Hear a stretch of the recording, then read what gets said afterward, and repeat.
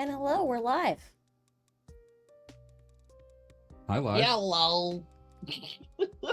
Hi, I'm live.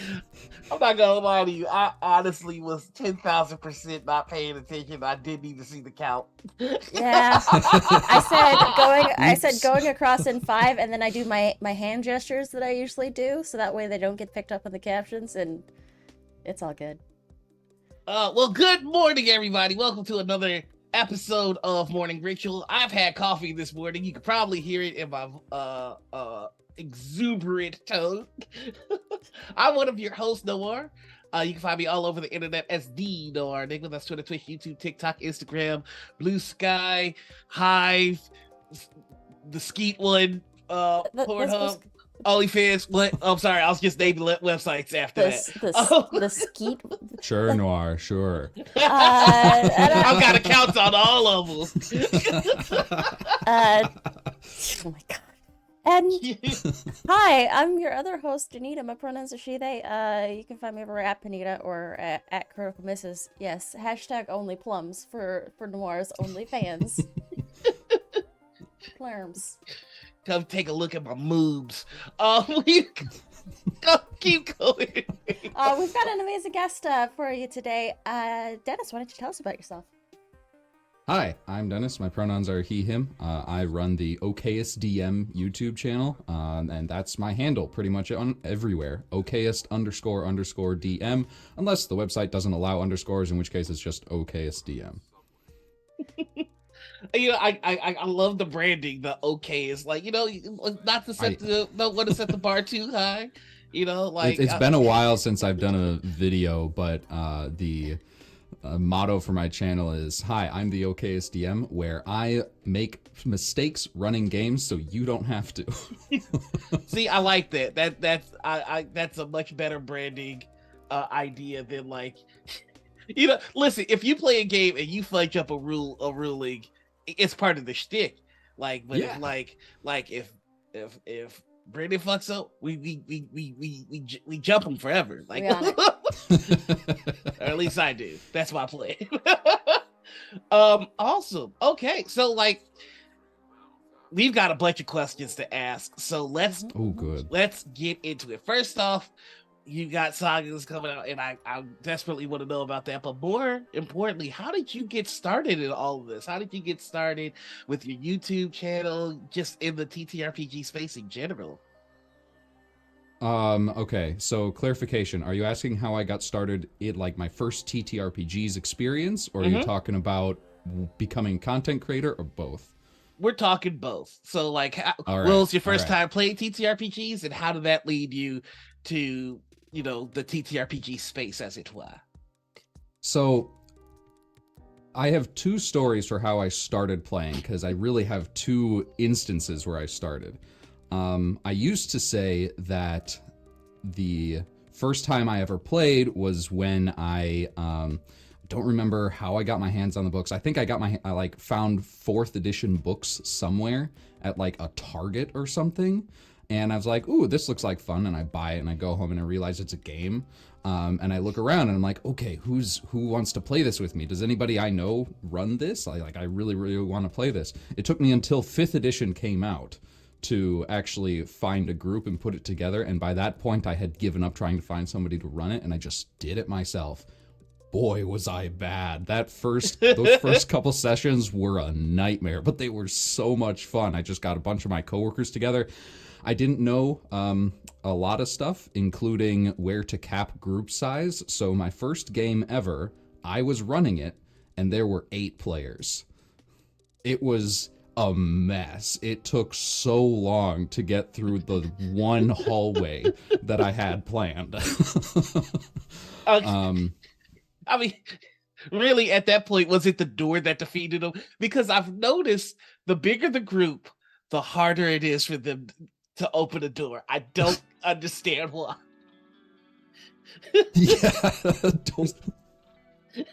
Yeah, it's the doors are I feel like that's an anime power. It's like you get more powerful the more opponents you have. The door's just like full on Super Saiyan at this point. What's the Nobody's glowing getting through. archway. Doors are like, what is it, like Truck-kun? Oh!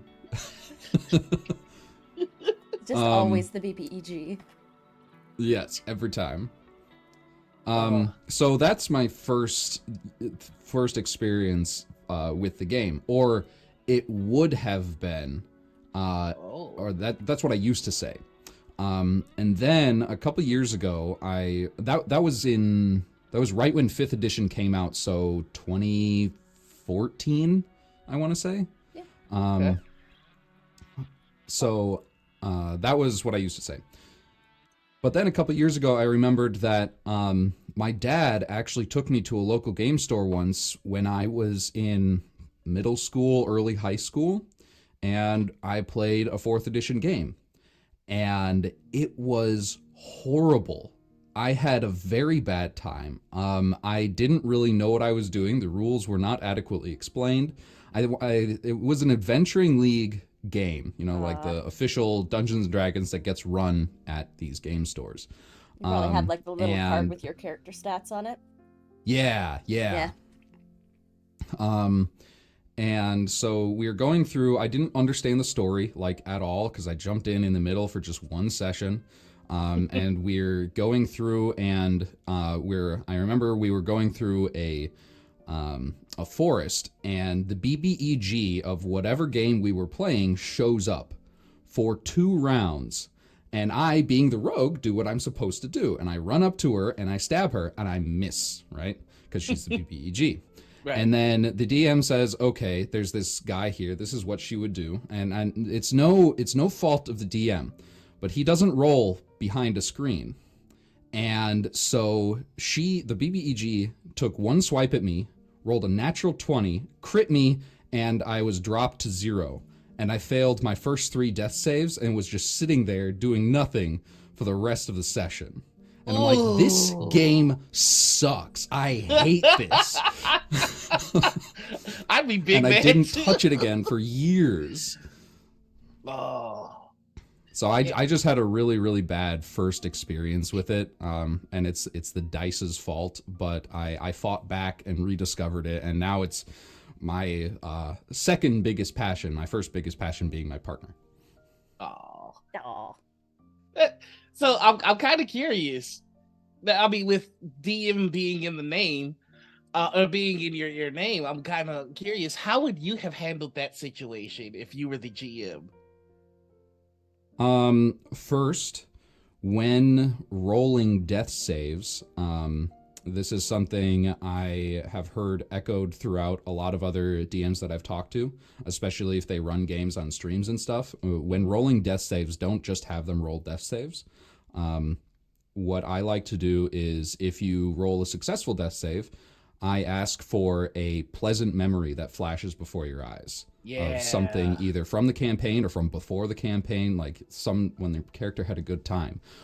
And if you fail the death save, you have a bad memory flash before their eyes, and let the player describe that memory so that they're not just sitting there rolling once and then their turn's over. They get to do that little bit of RP and put like a ton of flavor into that moment. I really like that.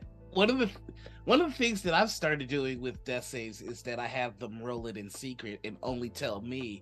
I do like the memory aspect of it, so it's kind of a way for the player to communicate to the table whether they saved or failed, but it's done in a way where it's still kind of tense, because it could be like a memory that starts off happy and everybody thinks, oh, they made the save, and then it just goes left.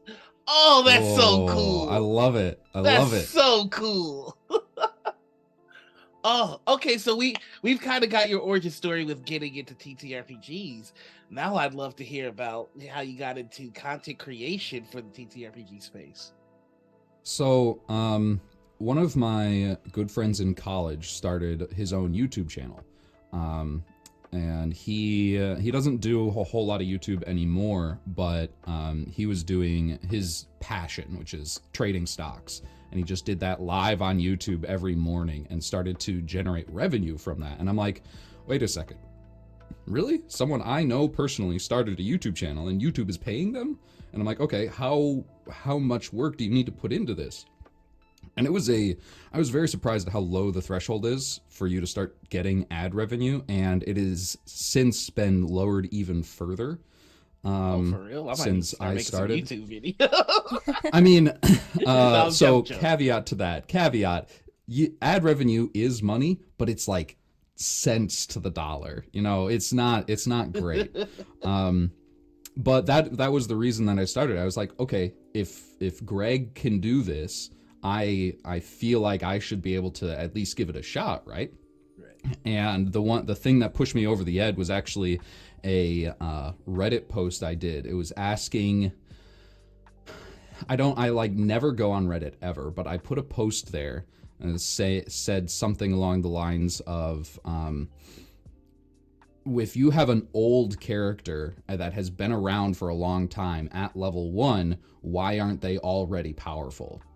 And it got like thousands of upvotes and hundreds of comments. My phone was blowing up until I turned the notifications for Reddit off, of people just like gushing about their characters. And I'm like, okay, people enjoy answering the questions that I have. Why don't I do that for an audience instead of, going to trolls on Reddit and interacting with them, because that's never good for my mental health. So that's why I started my YouTube channel originally. Okay, no, I dig it. So I have to, starting content creation and sticking with it are two very different things. So yes. I felt the realness Absolutely. in that one. So I have to ask, like, what's the thing that keeps you in the game? Like, what is it about content creation where you're just like, I want to keep doing this? So I'm trying to figure out how best to answer this. Because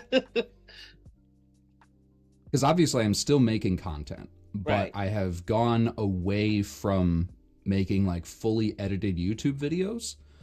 Because honestly, I realized editing videos sucks. I do not like it. It takes forever and it's just not fun. And you have to hear the same sounds over and over and over. Just if you find something that's like a bug and you need to fix it, you hear the bad version only like 25 times in a row before you can fix it to whatever your standards are for that video.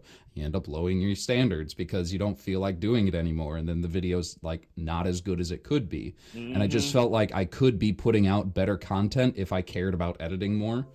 And then, like any good editor or artist, you always notice the mistakes and not the good portions of the video. Yes, after it's published. There's just no peace. None. Shout out to all the editors out there. How you do it? Like, how do you do it? I don't understand, but good on ya. Side note, I've noticed that if you start out doing YouTube because you enjoy video editing, typically your channel's going to do really well. Yeah. I've talked to Will from D&D Shorts. He is originally a video editor, and it really shows in his stuff. As well as Pointy Hat started out with an editor, and he started YouTube like the same month that I did, and his stuff just exploded. And I'm like, what are you doing? And it took me like many months to figure out it's editing. Damn. Like I always had the sense that it was editing even before I started. Like, I've only done like a handful of YouTube videos, but I've always been a fan of like people like Billy DeFranco and other, like, I was huge into SourceFed when that was still a thing. So I always wanted to like make something like them until I realized how much editing is required to make a video like that. Nah. It's a slog, man. It's rough. So that is not the reason I'm still a content creator. So we got that out of the way. We got that out of the way. We're gonna find all the reasons why not first. Yeah, process of elimination here. No, the actual reason that I still create content and really love doing it is for stuff like this. My favorite part about being a content creator is talking about TTRPGs with other professionals in the space inside a professional setting. Yeah. I feel like having those, I love, don't get me wrong, I love going to a game store, meeting up with strangers and telling each other, regaling them with our long lost tales of how the campaign ended badly or whatever. But doing it in a professional space just has so much, it's a very different vibe that I just thoroughly enjoy. Everybody is, unlike normal D&D sessions when I was having them in person, people show up on time. They don't cancel because they know how to schedule this and they prioritize it over, whatever else they're doing because in many cases that their livelihood depends on it. Like, this is their job. And when people care about something that much and make it their system, that make it the part of their livelihood, then I love talking to them about that because they're so passionate about whatever it is. And if it's TTRPGs, we're gonna have a lot to talk about. Yeah. So that kind of brings me to my next question, which is we've gone through how you've discovered TTRPGs. We've gone into your time as a content creator. Now you're starting a new phase with game design. I would love to hear where Saga started, the story of all of this. So it started during the OGL fiasco that I'm sure we're all intimately familiar with. There was an OGL fiasco? What apocalypse? So I've heard it called the OGL boom. And because of everything that happened, not only did people start branching away from Dungeons and Dragons into other game systems, both from established developers and from indie devs, people also started designing their own systems. And I came up with the idea like, I bet I'm the first person to come up with the idea of doing a universal system where it can be done in any setting, in any system, or a system that can be done in any setting or genre. And halfway through starting to design it, I'm like, wait, this has been done to death. There's so many of these. How can I make mine different? But it was definitely, Sagas was definitely started by the OGL boom. I do have to say I've played a lot of universal systems, and generally the hardest thing that I have the hardest part of getting into these systems is because it's a universal system. They have to plan for a lot of different character tropes and aspects, so it's just how do you make it so players can do literally anything they want? And some people, I've noticed that some folks tend to take a more complicated approach, and I really like this because it's very easy to learn. Like right now,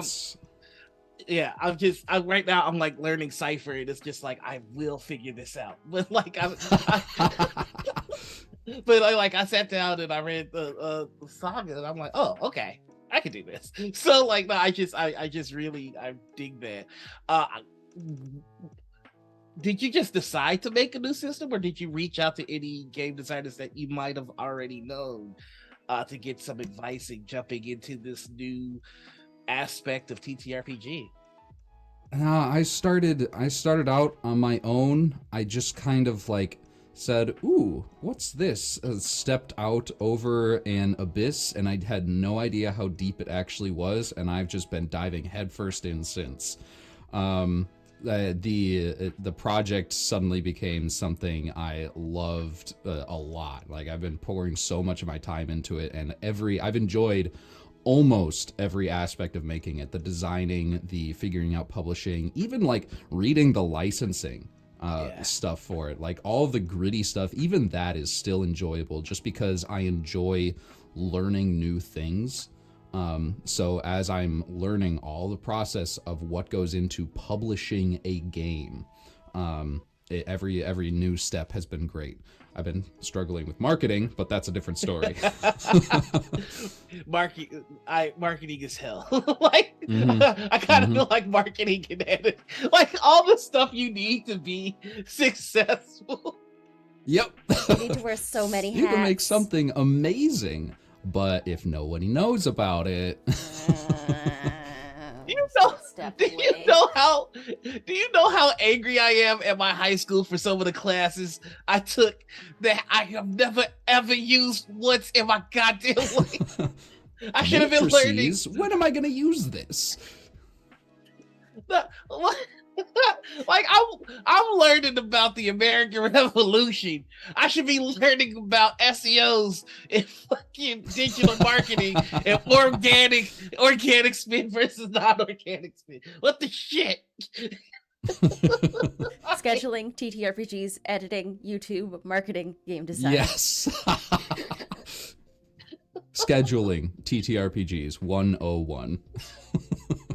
Honestly, somebody should make a TTRPG where the game is just scheduling everybody for a game.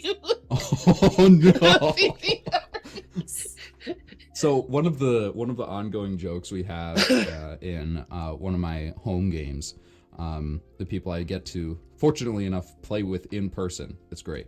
But in canon, in my world, there is a Dungeons and Dragons-esque game called Students and Salaries, about people at the end of their college career trying to find jobs, because that's what we were doing when we invented it, when we started playing like weekly. If Sam's in chat going, if I say it's a game mechanic, can I get people to schedule my TTRPGs for me? Yes, I support this game design. Yes. Mind blown. Brilliant. We might have just stumbled upon $1 billion idea. Imagine not being able to the schedule system, session you get of the 10 game. points of inspiration. Imagine not being able to schedule a session of that game specifically. Oh no. We can't even That's how you schedule the lose. schedule game. Fuck. No, the whole game is just to show up at the same place at the same time. Once you do that, you win the round, and then you all go home. Oh, so we do have some standard questions that we always make sure to ask in the first half. I just like jumping into it a lot sooner now because these are the questions that we are tracking from episode to episode. So I'm just gonna jump right into it. In the TTRPG space, there is a silent war between those of us who see these as click-clacks that you use to tell a story, and others see them as items to crunch, to nom on. One side of the battle is the side that I'm on, which is stop the crunch. This is a choking hazard. It is detrimental to your teeth. It can kill you to put this in your mouth.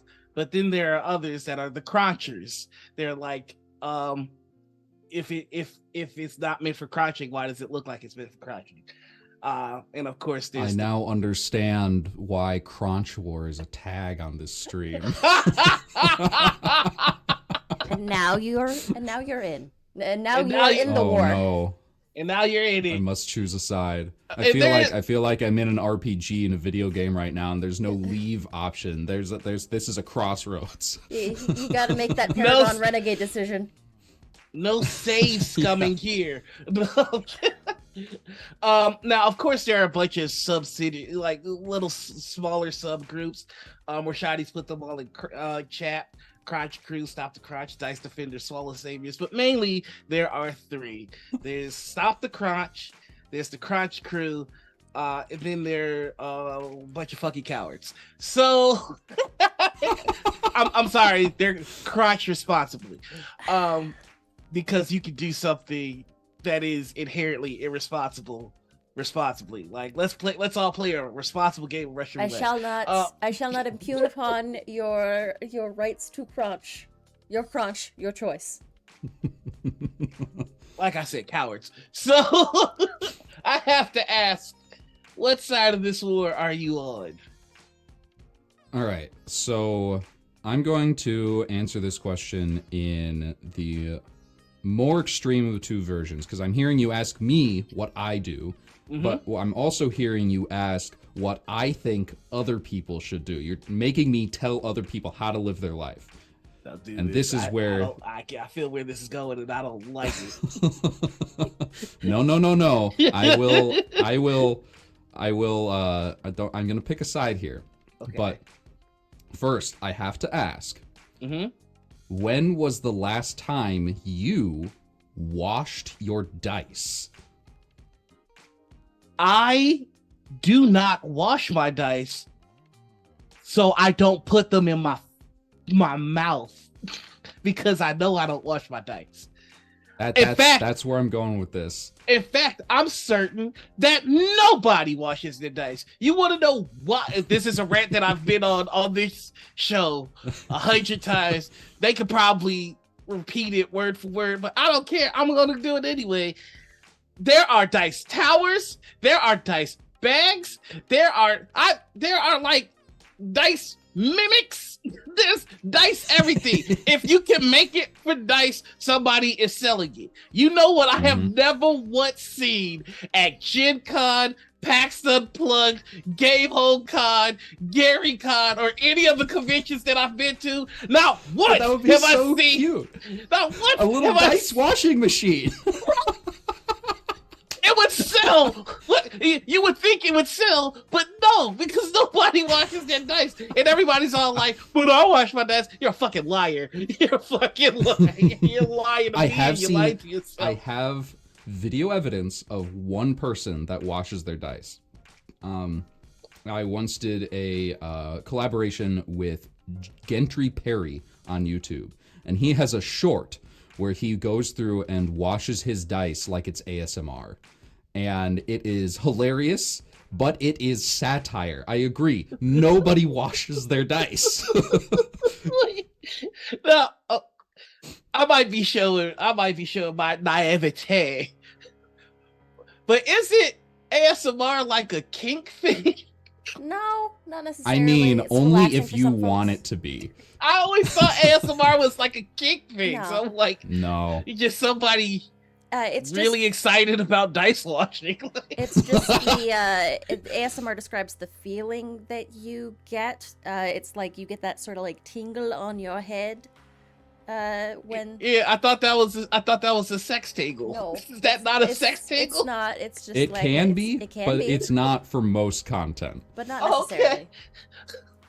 You learn something new every day, folks. And now you know.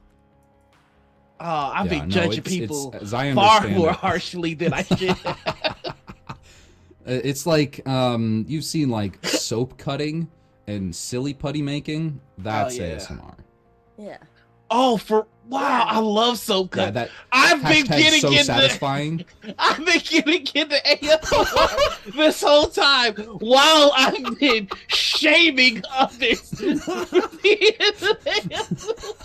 Hold on, this is a major discovery. I gotta take a peek.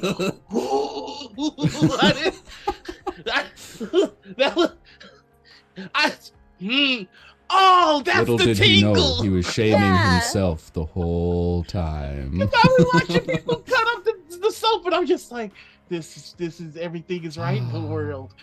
Okay, no, I get it. That's not horny. It's not a horny thing. It's just like it's not. Okay, I didn't believe.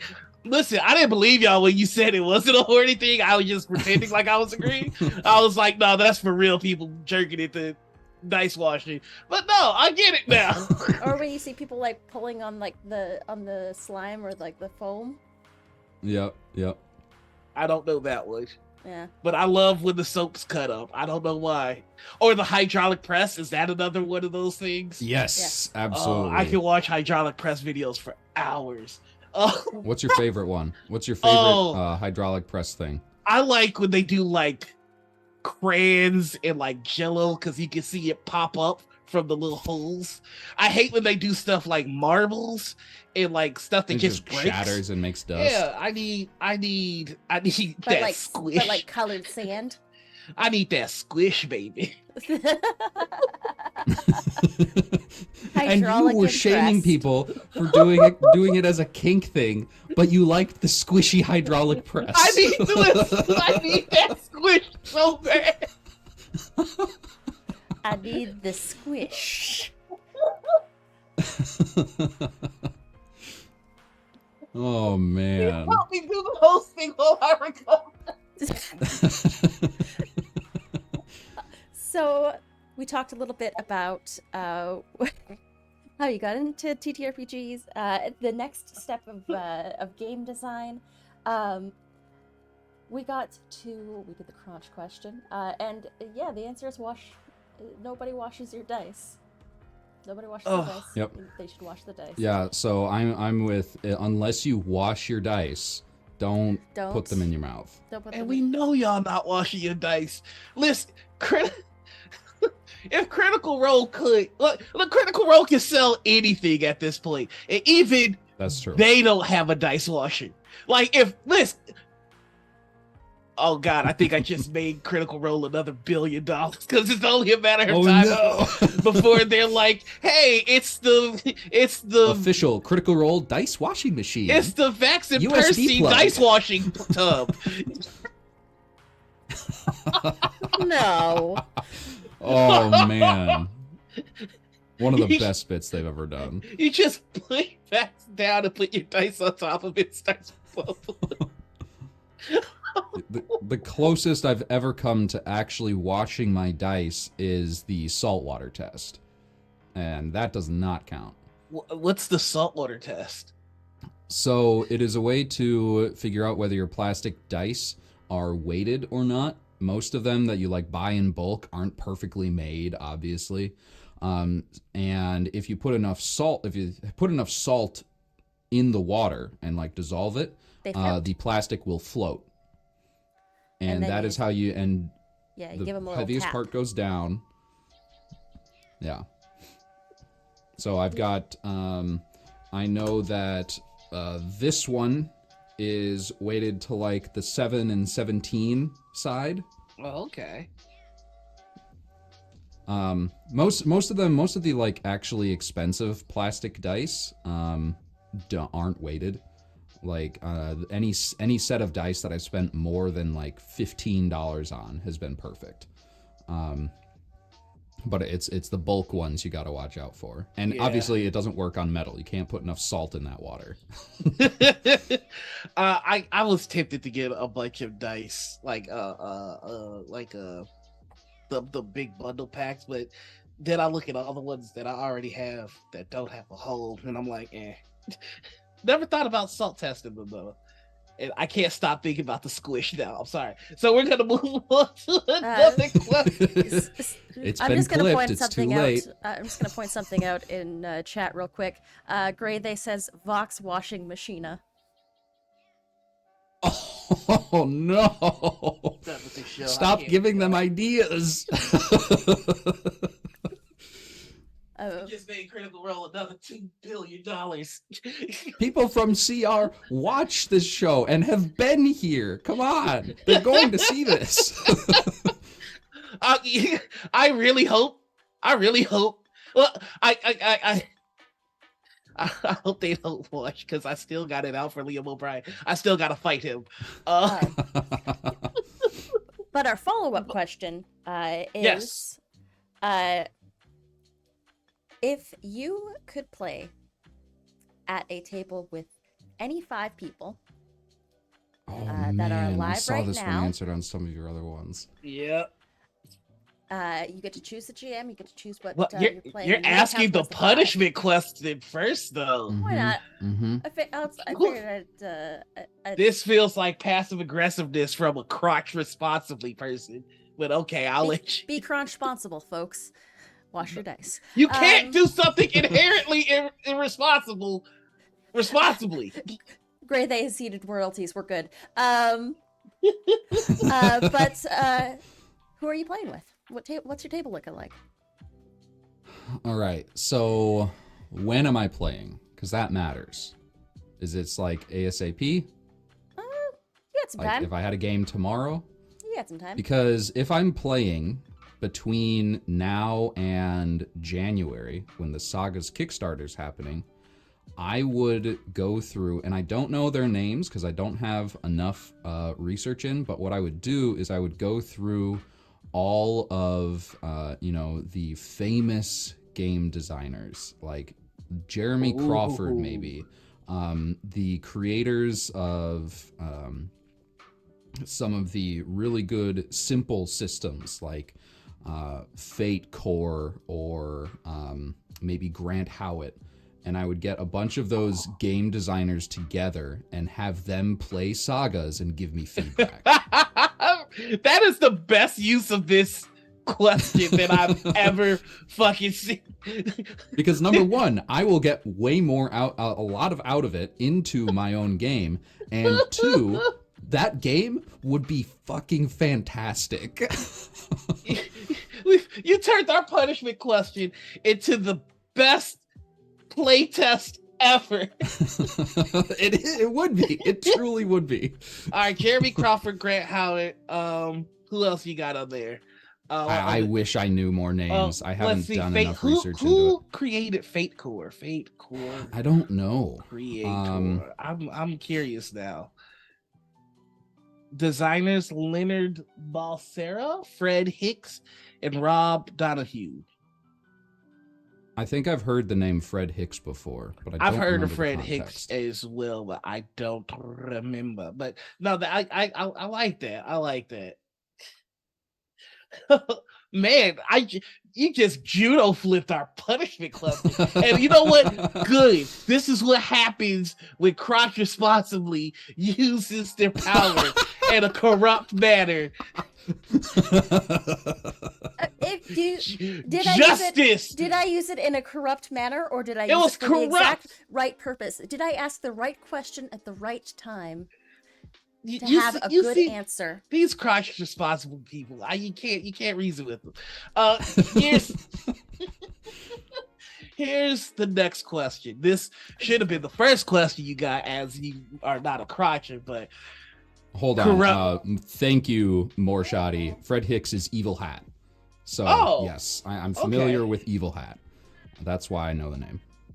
I do love me some Evil Hat. We've been playing a game of Apocalypse Keys, and that is just by far one of the most unique and interesting systems that I've played in a while. So I'll have to add it to my impossibly long list of games I need to play. Highly recommend. So the thing that I like about Apocalypse Keys is that it's a mystery game, and there is no answer to the mystery. It's basically whatever the players come up with. You're like, yup. But they have to cross a few hurdles before they can get to this is the person that did it part. So it's really clever. But the question that we have for you is, you are the God Emperor of the TTRPG space for one day. You can make any 3 things happen with the snap of your finger. No matter how big, no matter how small. Like, if you want to make it so that it's mandatory for everybody to wash their fucking dice like they lie and say they do, then that becomes law. So why would you make them, Joan? Just make all dice permanently clean. I mean, you wish responsibly. See, that's something you can do responsibly, because wishing is inherently irresponsible. I don't know. There's some pretty irresponsible wishes that people can make. Yes, but the activity of wishing itself is inherently irresponsible. I see. Ninth level cast responsibly. If you've made it to 9th level, you've proven that you are not a responsible person. If you've made it to the point where you can cast 9th level spells, you have done some reckless shit. Oh yeah. All right. What 3 things do you make happen in the TTRPG space? All right. All-powerful being over the TTRPG space. Phenomenal cosmic power. 3 things. Itty bitty living space. Oh man. All right. I don't think I'll be able to judo flip this one. This is gonna be tough. Listen, 3 things. The problem folks have with this particular question is they're like, I want to do good things for the space, but also, what about me? And like I tell people, lean into that. What about me? Like, like you can toss a wish out, to better the community, but let's get to the good stuff. So I think I'm going to apply my personal life philosophy to this. So, which is every decision you make has to, every decision you make should result in your happiness over the course of your lifetime increasing. So whatever is going to make you happier in the long run, do that. And if I'm responsible for the TTRPG space, I'm going to apply that. I'm going to make sure that everybody playing TTRPGs has the most fun they can. So number 1, safety tools are mandatory. Boom. I think that would make a huge change, and these horror stories that we see would not happen. Although now that I think about it, that would put a lot of YouTubers out of business. Lizzie, sorry, you said it, not me. Crab, Bear Bard. Oh God, I love Crit Crab. I just listen to those nightmare stories for hours. Like, God damn. Yeah. So that would be my first one, because even for stuff like this, for this meeting, we went over safety tools beforehand, which is wonderful. It's important and it needs to happen. I have never actually had to use them once they've been set up, even if we're just using like the X card, and that's it. It doesn't get used and everybody has a good time, but the safety net needs to be there. Yeah. If you're driving a car and not wearing a I got seatbelt, 2 you more. go through the window. You didn't wear the safety belt. I like to think of safety tools as more of a permission slip than like a safety belt, because like you need to draw the line in order to tow it with your story. Right. With the permission slip, like we all understand the point of the permission slip is that we all are going to go have some fun and whatnot. This is just part of what we have to do to get to that point. Whereas the safety belt, like I've dealt with, I do a lot of talks on safety tools, and I've had a lot of people push back. And with the perception of the seatbelt, it's just like, well, it's something restraining me from having fun, and I'm too tough for that. Like, I can deal with it. And I'm like, okay, try a permission slip. They're like, oh, that makes more sense. So I don't know. It's just semantics. Don't mind me. I'm talking a lot. Keep going. No, I keep talking. I'm trying to. I got 2 more of these.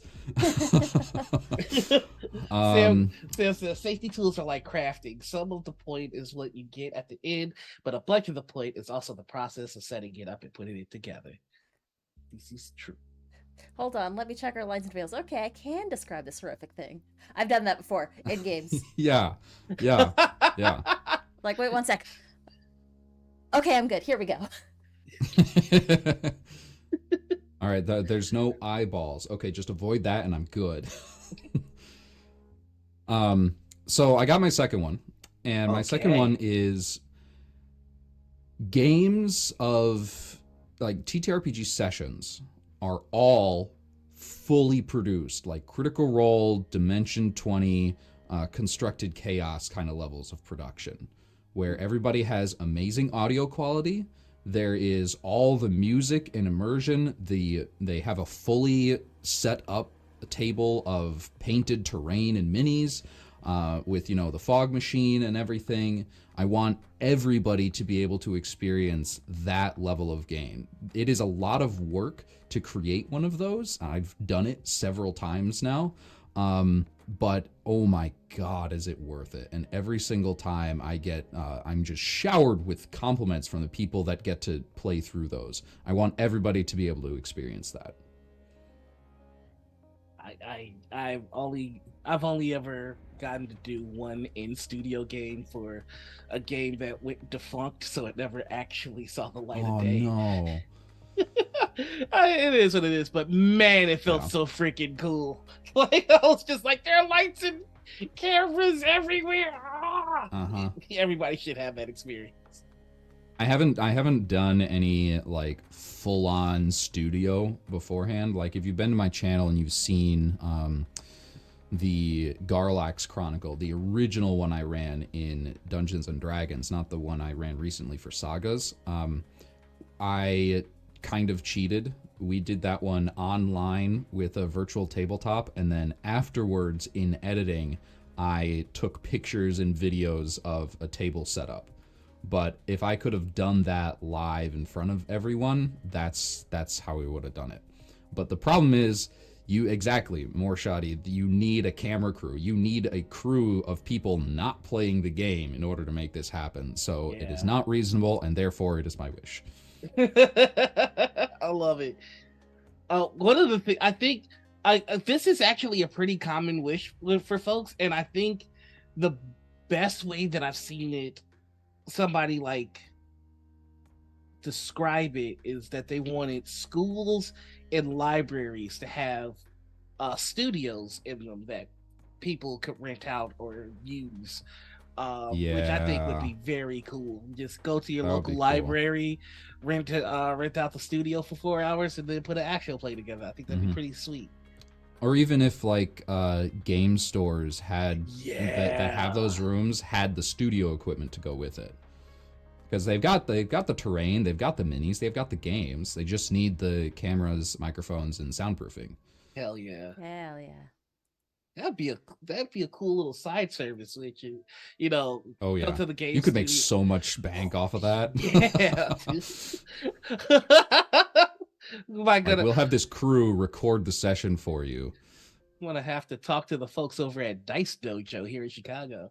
Ooh, I'm gonna have to go to Game Center over here in Minnesota. Get them to get on it. You trying to make some motherfucking money? Cool. We got one more left. We got one more wish. One more left. Oh man. This is gonna be a selfish one. But fuck tech issues, right? No more tech issues. Just technology works perfectly every time. All right.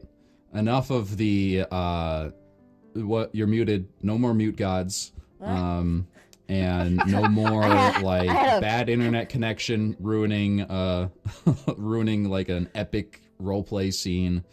You know, it's just rough when that sort of thing happens. I just had a visceral reaction to you saying that I was muted, and I was like,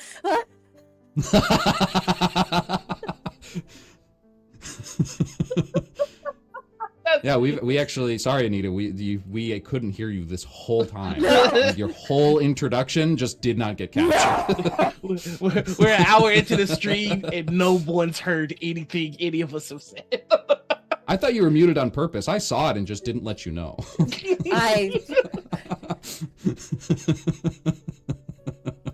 Okay. I know. I. Those are some solid ass wishes. Sam, don't you dare! I'm gonna get gaslit by my own chat. Good. Finally, the chat has turned on Anita instead of me. I've been waiting 2 years for this. It's always me fighting the chat. Now you get a taste. Look at you. You're breaking. I can't hack it. I can't hack it. I fight these motherfuckers every week. All right. So all right. So now, like, we've talked about your history, and everything that you've done. You got to bring us into sagas. Like like what's the elevator pitch, and two, how does this system work? So the elevator pitch is, I just pulled it up, so I'm just going to read it off a thing. Sagas is an acronym, setting and genre agnostic system. It is a universal, rules-light TTRPG designed to easily slot any character into any world. In addition to hundreds of character features to choose from, there are also guidelines for quickly making your own features. This allows you to play in established worlds with no existing TTRPG, like Horizon, Pokemon, One Piece, or any of your favorite shows and movies. Epic team combos are baked into the smooth and fast combat rules, and there are no pesky modifiers to your rolls. If you want, the free playtest is now on DriveThruRPG, and it's going to be free no matter, like, even in its final version, this is going to be pay what you want. I'm just having a blast making it, and when it was originally conceived, I'm like, okay, I'm designing this to learn how to design games, and I did not expect it to take off how it has. So I am incredibly thankful and blessed that so many people are showing such interest in this. We so far have not found a setting or genre that does not work. We have tried, I've challenged people, and no one has been able to think of one that doesn't quite work yet. Can you give us a little bit? A few examples of the... a few examples of the ones people have brought to you to try and stop you? Pokemon. Pokemon actually worked extremely well. It was one of the best one-shots we've ever run. We're actually going to be doing Horizon. We just started we're doing a little 3-episode thing in Horizon Zero Dawn, the video game franchise. And that one's going to be awesome. And those are the two that were actually brought to me. There are a couple waiting in the wings. I'm in talks with a couple people about making a Jujutsu Kaisen one-shot or 3-shot. So we're starting to lean into the pre-owned IPs to maybe gain some traction and stretch the limits of the game at the same time. Sam pointed out something here, and I was just about to say that, which is, can you find a setting that doesn't fit our system is really just a great way to market this. I'm writing this down. Goddamn. Hey, chat, try and stop Saga. Like, give us some settings that you want to see if the system can handle. And we'll take a look at the suggestions you pick. We'll pick the best one, and then we'll see about putting together a little one shot in the setting that you that you select here. So let's go ahead and stump Saga if you can, and give us stump Saga and give us some setting ideas. I reserve the right, because the game is still in development, I reserve the right to change rules to make this work. I mean, the goal is to make this... I won't be changing a lot, but... The goal is to make this like a dope-ass system that can be used for everything. So, like, absolutely there's going to be, like, okay, we might have to tweak a few things here, but Digimon... If Pokemon works, I think Digimon might work. I personally don't know much about Digimon though, so don't quote me neither. I do. Hi. Were you one of those Digimon kids? Yes, there were dozens of us. God, dozens across the country. Dozens, I say. Much like Brennan Lee Mulligan, I too was a Digimon kid. Oh, don't. You just name dropped? Brennan is a Digimon kid too. We're getting serious now. Another one that was really, really fun and worked surprisingly well was we did a the second mini series we did was called Grim, and it was dark steampunk miniature. So the player characters were 2 mice, a chinchilla, and an ant. And even when the scale was toned down to their size, it still worked really, really well. That was also an epic fucking game. It was so much fun. That's just from like the critters that were in that. Like that sounds like it'd be a good time.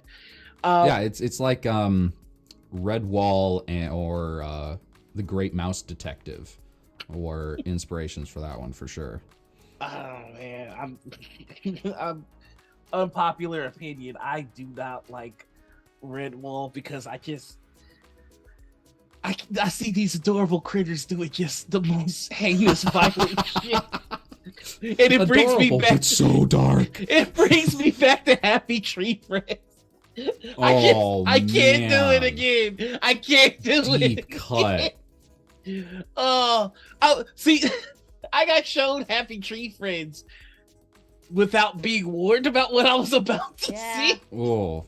And that's the worst way to be introduced to it. Just but jumped into a freaking spike pit there. So chat has come up with a few setting ideas, and one that I'm really in love with is Phoenix Wright. That I don't know Phoenix Wright. Phoenix Wright is Nintendo, like it was an old Game Boy game that was about Phoenix Wright, Ace Attorney. Like, have you ever seen like the meme objection? It's yes. That, and that would be really fucking cool to run. I might be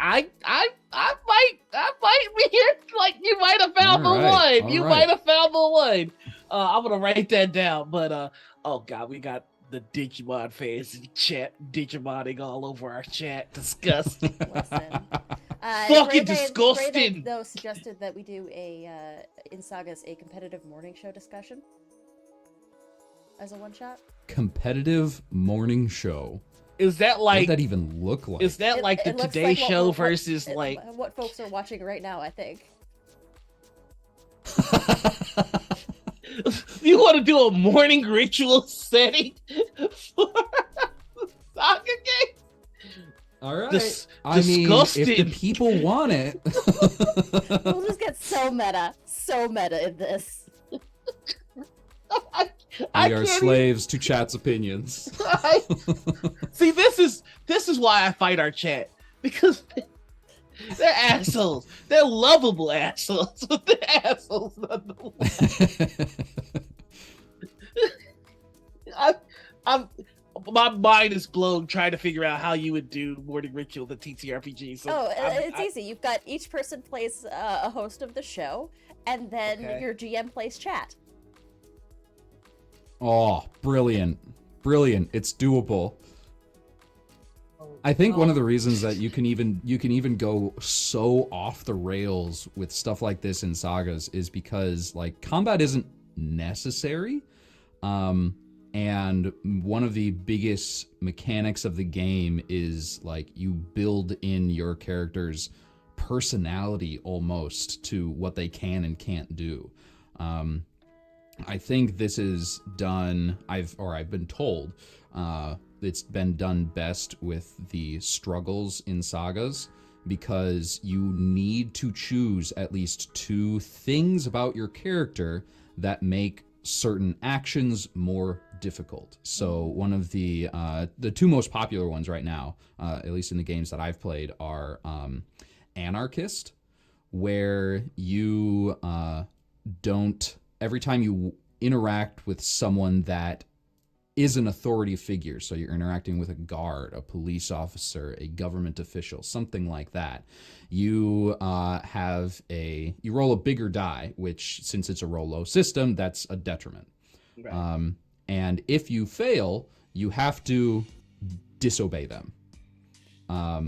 And that's just a mechanic in the game that you work your characters, your personality of your character becomes part of the dice rolling.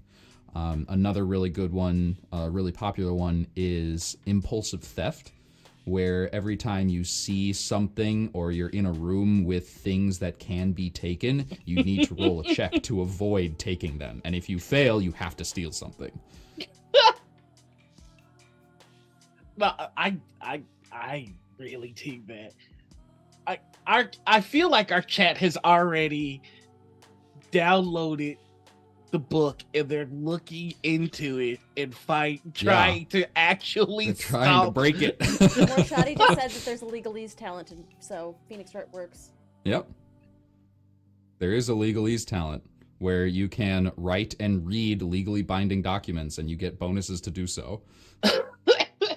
A sitcom RPG like Cheers. Start at a tavern and you never leave. Turns into a comedy and resource management game. And if you lose, you become Norm. Ooh. It's a Cheers deep cut. Okay. I'm gonna stop talking now. No, you're good. Keep talking. So let me ask you, what has been the most praised feature of this system? Because I'm seeing a lot here that I like, but I'm very curious as to what you've gotten the most compliments about. Probably its ease and speed. Like, without having picked up the book and knowing nothing about the game, if you download it right now and you've never heard of it, you could make a character in 10 minutes tops. As a part of that, you can make any character. What a lot of people like to do is make characters they've already played in different systems, and they're like, oh wow, I could just port that character almost exactly over to Sagas and play it in this system instead. Because, you know, you've already got the personality traits and struggles there that are all ready to go. You've got the talents that of their, you know, the level up abilities that they had in those other games will just easily be remade in Sagas. So it's definitely the speed and ease for character creation. The most recent comment I had on this was we were literally in the middle of our first Horizon game, and one guy realized, wait, hold on, we're level 3? I've been at level 1 this whole time. And he said, we were like, okay, we'll level up after the session, don't worry about it. And 10 minutes later, he's like, thank you, Dennis, for making this so easy. I've already done the level up. That's awesome. Like I do, like I said at the beginning of this, I do really appreciate when a system is easy to pick up. Yeah. There's something nightmarish about a system being like, and you'll need 3 gigapoints to get 1 mega point. And then with a mega point, you can get an omni point, which allows you to then get a. I'm like, okay, please stop. Please. Mm-hmm. I think one of the reasons that Sagas is like this is because we don't use points really. Like, when we do use points, if you can count up or down by 1, you're good. You're good. There's no more math than that. And there's no, like I said in the elevator pitch, there's no modifiers to the roll. So the GM will set a difficulty, and you will roll your dice, and then immediately you will know whether you succeeded or failed. You won't have to do any math once the dice are showing their faces. Oh, I love that. That's not a new thing. It's just something that Sagas features. I mean, but it's there's not a lot of systems that are doing that though. Like, I can't think of many systems where modifiers aren't a thing. Like, they hold a little less weight, empowered by the apocalypse, but they're still there. Yeah. I want to say like Monster of the Week, I think, doesn't have modifiers. But I've never actually played it, so I don't know for sure. Oh, they do? Modiphius' 2d20 system doesn't have modifiers necessarily. It is a roll-low system, and it's based on your success is based on your attribute plus your discipline. Right, yeah. No, I play a streamed Fallout 2d20 game. Yeah. So I'm familiar with Modiphius' system, which is great. It's a good idea. Yeah. But it's still like a little bit. It's still complicated. It's more complicated. Yeah. Because you add a couple extra bells and whistles on it, like you're in currencies, your momentum, and your threat for Star Trek Adventures, and things like that, and extended tasks and the like. Because and you need weird yeah. Damage dice too. A little bit, yeah. Second, I'm just realizing that my microphone has been doing this weird thing where it reduces the volume for no apparent reason. Oh, yeah, I haven't heard any change.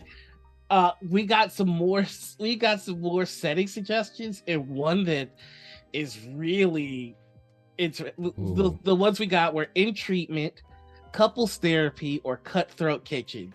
Doing Cutthroat any Gordon kitchen. Ramsay Ooh, kind of yeah, that's good. Man. cooking game would be fucking intense.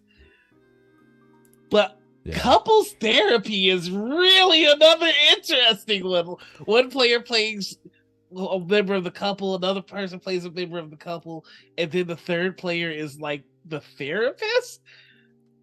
That would be interesting.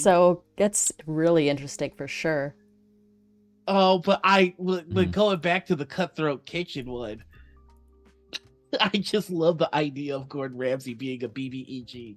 But I can see that for Saga. Oh, you guys are coming. We're gonna have a hard time selecting which one we're gonna do. Oh yeah, there's a lot of good ones. There's a lot There's of a lot of really good ones fucking for good sure. ones. Oh my god. Do you have any other settings folks have tried to use to stump you? I don't think Sagas has reached that big of an audience yet. Okay. I think with this new marketing challenge, I think that'll change. Survivor could be good too. Survivor would be so yeah. Oh, it kicking players off the island? God damn. Ooh, if you could get a big enough cast, that's a whole season right there. Hell yeah. Oh, that would be so fucking. I'm thinking of the logistics of it. Short answer, yeah, it would work. Yeah. I think what you could do.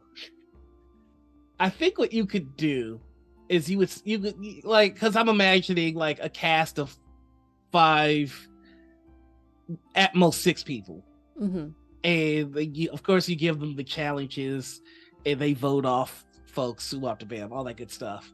The people that get voted off, though, I would have them play the island, and then have the island throw in like, all like the environmental hazards and the obstacles. Yes. Yeah. now the old brain is going like gears are turning.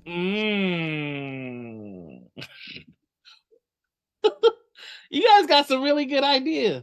God damn. I'm ready to produce this though. Hell yeah. Yo, like we gonna have to make this. I think Survivor might be the winner, y'all.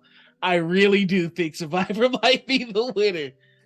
I'll have to watch some of it, but I'm familiar with the concept. Honestly, I already know Survivor I know a couple folks that would be very interested in being on that. Oh yeah. Max, our Arcane Goth, is a diehard Survivor fan. And AJ would probably also like it. Yo, I've never watched a single episode of Survivor. The only Survivor I've ever watched was the Dropout Survivor. I still have to watch that one. I just got Dropout like a couple weeks ago. I've been paying for it for a while, and I always forget that I have it, and then I'm like, $4? What the fuck? And then you watch a season of Dimension 20, and it's all good. Like all good. I angrily watch a season because it's like I forgot that I was paying for this. Like I love Dropout. I just always forget that I have it. oh my god, what a dating or marriage show like Love Island or Love is Blind. Oh, AJ would go nuts over that. That's also a good one. I am slightly familiar with the circle, the social media reality show. We're just taking your system and just putting it through the ringer. I'm so sorry. No, this is good. This is good. Yo, I would fucking Survivor plus romance. Like you've all given us a lot to think about. Mm-hmm. And so we're going to do just that. We're going to go think about the stuff that you've given us to think about. And we're going to take ourselves a quick 10-minute break. That sounds all right to you folks? Hell yeah. Yep, sounds good. All right. We'll be back for the second half, lovingly known as the Dark Roast. In just 10 minutes here. Thank you so much for hanging with us. Thank you, Okayus, for hanging. Why am I calling you Okayus? Thank you, Dennis. I call people by their usernames. It's all good. I gotta stop whatever one. Thank you for being with us, and we'll be back in just a bit. See you soon.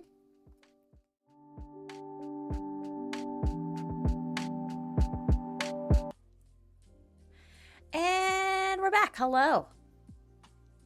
Welcome back. Yeah. We missed you. Well, Did you miss us? I didn't miss not a single one of you motherfuckers. I just want that to be known.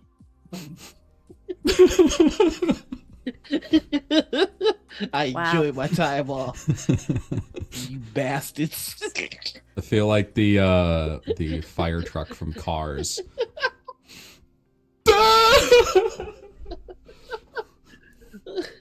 In fact, fuck you guys. No, I'm just kidding. Thanks for sticking with all the cylinders. It's a joke here about Anita being muted like a chick. You don't even have the courage to actually make the joke, you coward. You'd make it at me. So I how wouldn't. dare you? Anita wields insane power. I'm shutting this whole thing down. We're leaving. Bye.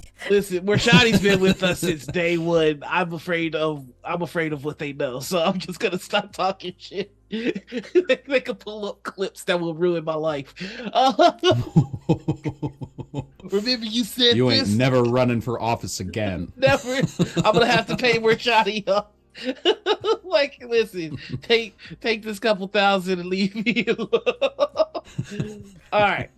We're on the Dark Roast. This is where we say we're going to take a much more serious approach, but we never do. We do have some designated segments, and I'm just going to start off with one. And this is honestly one of my favorites. This is TTRPG Confessional. This is where if you have a habit at the table that's a little less than awesome, this is where you confess and we give you a penance. Now, of course, I always model the behavior that I expect from guests, so I will go ahead and go first and mention one of my TTRPG sins, which is... what am I going to do for this one? I've listed a lot of sins. We've done this for a while now. What is a sin that I haven't said before? That I really all my sins are the same one. So I'm just going to mention the constant sin that I do. If I feel like a GM is being antagonistic towards me, I will ruin the game using the rules. Ooh. Now, let me explain what I mean by that. Yeah, examples. If let's say, just for example, hypothetically, in theory,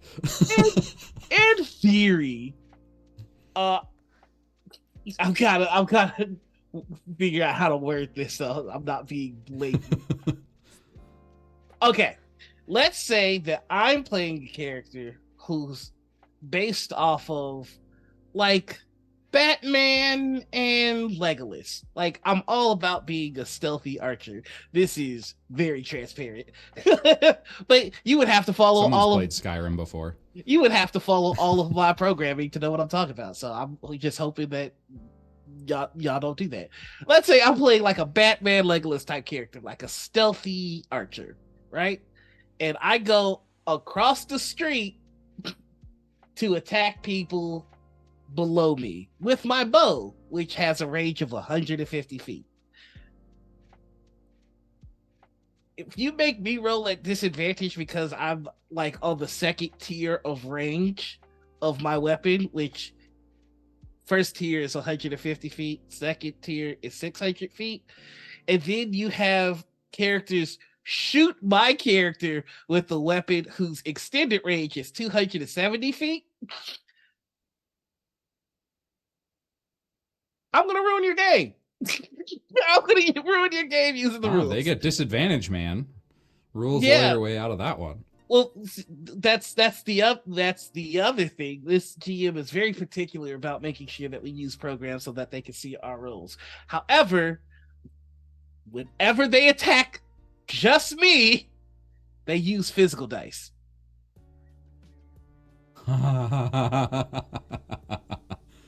And so this character had disadvantage and rolled 2 of the numbers that they would need to hit at the same time. So I had to be hit. I see why you're sus.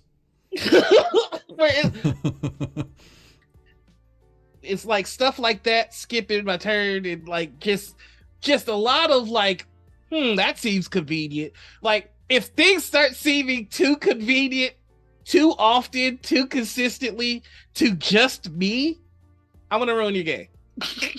I'm gonna ruin your game, and I'm not gonna feel bad about it. But I'm going to do it in accordance to the rules. So that is my sin. I feel like that is a little petty, and perhaps I should talk to the GM before I make the decision to just go nuclear. Which maybe open a dialogue. I mean, like, I'm of two minds. So I would love an outside perspective on this. I'm of two minds, which is one, I should probably have a conversation with the GM. But 2, they're actively fucking me. Like, just me. And it's obvious, it's blatant, and it's just like, no talk, just hands at that point. So, but I mean, I know I should be the bigger person, but I don't wanna.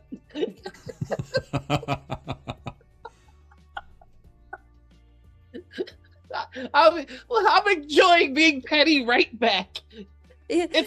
You should open a conversation, but what you're doing now is the next best thing. Right, and like you're going and blabbing to other people about the situation. Right? Oh, like nobody's gonna tell. It's a secret between all of us. Like, how's anybody gonna know? Who's gonna tell? Honestly, I'm cutting down the amount of TTRPG programming I'm doing anyway. So it's just like, what you gonna do? Be mad? Good. That's my goal. Fuck you, dude. No, but I'm a petty bitch, and that's my confessional. So this is where you both are now able to give me penance. You already know what it is. What's my penance? If you say open a dialogue, I'm gonna tell you to go fuck yourself. I'm still gonna do it, but I'm gonna receive it in a way in which I tell you to go fuck yourself. So that being said, okay. What is my penance? Okay, I got it. I've got it. For what's the word? To make up for your sins. Penance.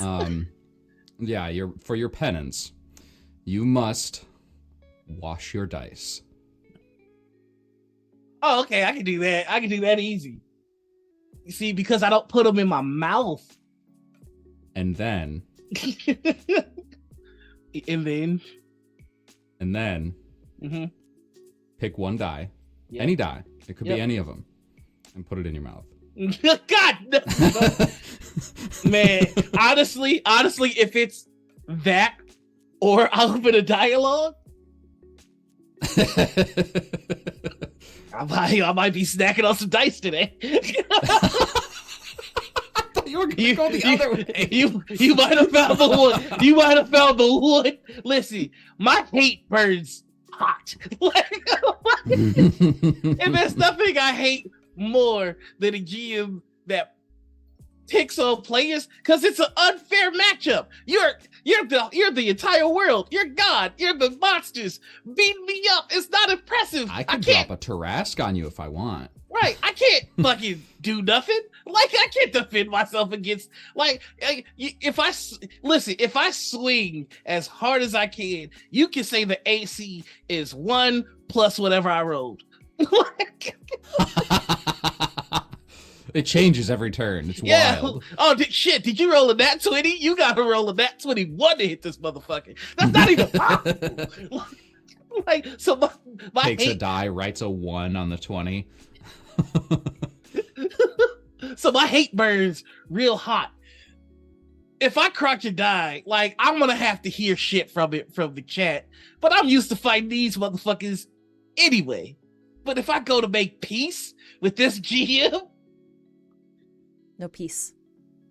No peace. Only war. Only problems. All right. Only hate. Okay. Instead, here's a better penance that I think will actually fix the problem instead of just punish you, because that's the point of penance, right? You need to fix the problem. I mean, it depends. Like, if you're Catholic, it's really about the punishment, but I feel you. Yeah. So there are two ways to fix this problem of, you know, I feel like I'm being picked on by the GM because the rules, like all the monsters are attacking me every turn. I'm the one that is getting hit every time. You know, I'm rolling badly and the GM isn't helping me fix it. Or the GM is rolling behind the screen and actually just making me get hit every time. There is something that the GM can do and there's something that you can do. The GM, right as I get there, I lose my train of thought. Shit. Just keep stalling. You're doing good. yeah, we're gonna get there. The GM can do example of, I have a ranger in one of my games, or I did in a past game, and he did exactly that. He just kited to 150 feet every single combat, is like at the border of the map or off the map if he could wrangle it out of me. And I said, okay. I started looking through the monster manual, started looking through the rest of the rules, trying to find, even went on Reddit for a bit to try to figure out how to get rid of this, like get this player to stop doing it. And so for a particularly difficult combat, I had a Dark Mantle drop on him from the ceiling. His strength has a negative modifier, and none of the other player characters had time to help him. So he was blinded the whole time and taking like 1d4 damage, and he just could not hit shit because he had a fleshy creature wrapped around his head. And it was only like DC 11 to get it off. Anyone could have stopped and helped him, and nobody did. That was penance. But what I could give you something as well, and that is something that I personally do in all of my games, or most of the ones that I play in. And when the dice or the DM or GM turn against you, you lean into it. Your character becomes a defeatist for a moment, and just like you role play into the, why does it seem like everything is happening to me? And the GM might make it like a divine thing and make it part of the story. That would be epic. I would lean so hard into that, and at that point, I wouldn't even care if I rolled 3 nat 1s every combat, as long as it was a part of the story and the roleplay was good and cool. You know what? I like that suggestion because it does not involve me making peace. I think I I love my hate. No, okay. I accept this penance. I accept it. Go into a I'm just Ken montage. Oh man, I still need to see it. I have not seen Barbie yet. It's coming out on digital soon, so yeah. I plan on watching it over and over and over again. It's such a good movie. Thank you so much, Matt Stormcrow, for the follow. Anita, do you have a penance? My penance is maybe call on the other players to be like, hey, are you seeing this? Is this cool with you? Make the players pick sides, and you know they're gonna side against you. Like that's like some starting a revolt type shit, and like I like it. I like it on the one hand. On the other hand, it can get a little messy, but I do like it. Well, starting a mutiny. Mutiny. That's exacerbating my hate, which I really enjoy. Start a revolt. I don't want anybody to get hurt. I just want to hate people. Come right? on. I just want to be a hater. Take that from me. Like, listen, right? Listen, from a very young age, I knew when I grew up, I want to be the very best hater. I've worked real hard. Hate right there. Right? You know, like I want people to know I hate her when I walk in the room. No, all right. Don't be mad. Pet a cat. Practice the death glare. Right? I want that aura of, oh man, this guy's a dick and he hates me. No, okay. I'll take that penance into consideration. But now that I've done my confession and received my penance, it is now time for you to give us your sin. Oh man. All right. So question before I start. Am I allowed to provide my reasoning, or do I just have to say what absolutely horrible, terrible, horrible thing I do? Okay, cool. Then this won't be so bad. Not only do I fudge dice rolls all the time when I'm running games, I will fudge them both directions, to be clear. I will, if I feel like the story needs a crit will happen. Whether that's a 20 or a 1, we'll find out. I also don't keep track of enemies' hit points at all. I don't. Right. And so I could just let the combat keep going and going and going and going.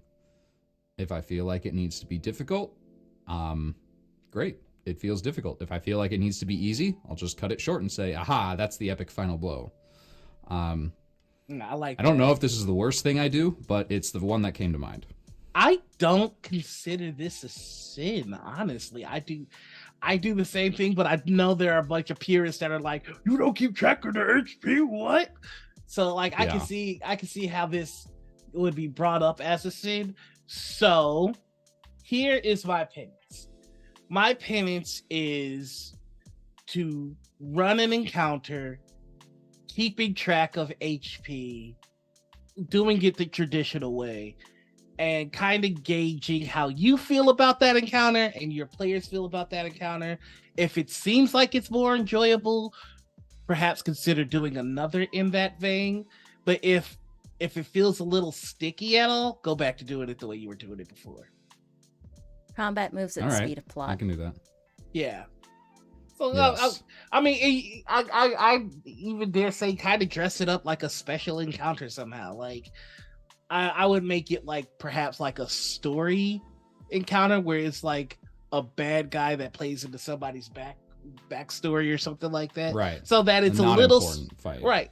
Yeah, like not anything that's crucial to the main bad guy, but like something that still has enough importance where like it being a harder fight makes sense, but it's not detrimental to the overall plot.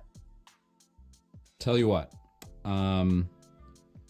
in one of my games, I don't know which one, I'll throw them into a gladiator fight, and that's Oh, going to be that's the combat really that good. that goes rules as written.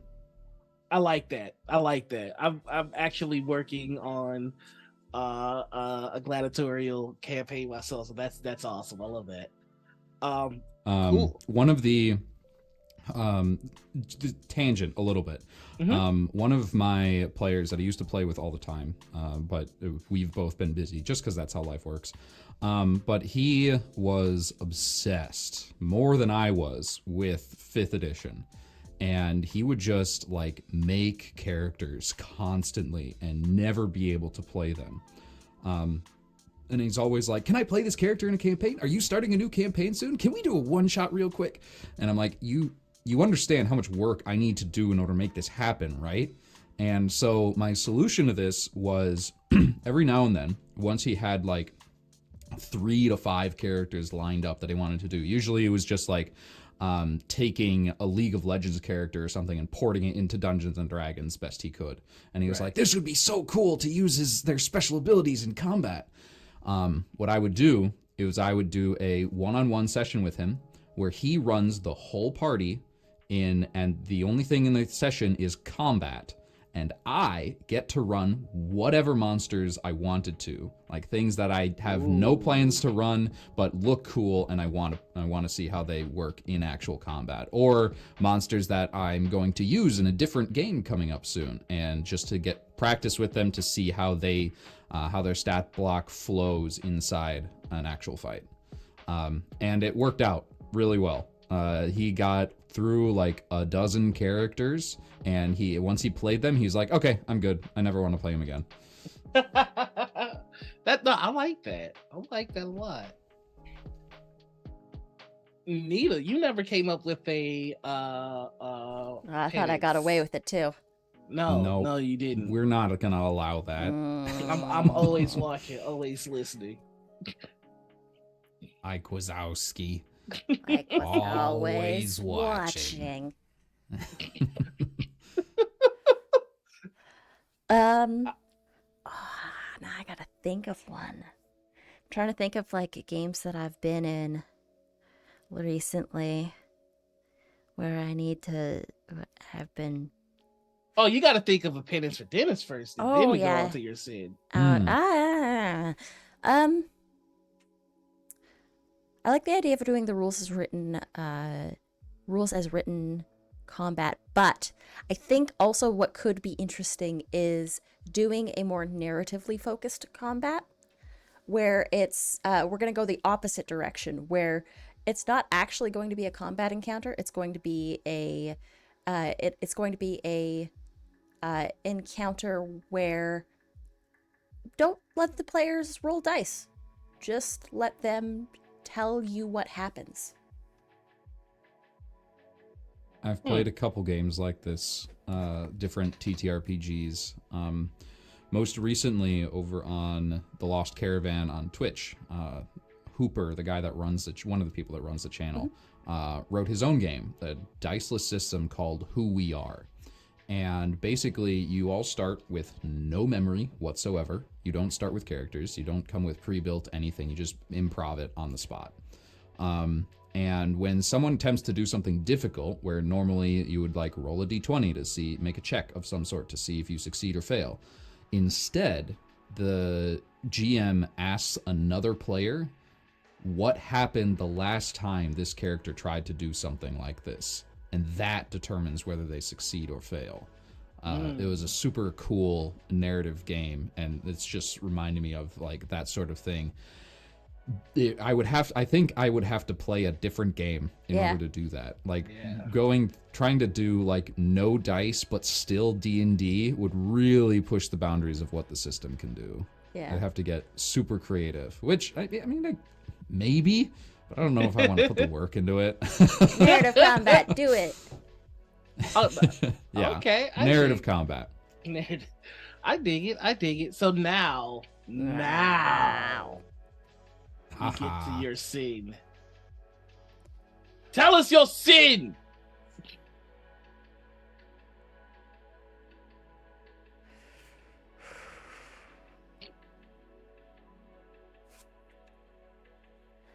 I'm bad at prepping. I'm terrible at prepping. I don't prep if I can help it.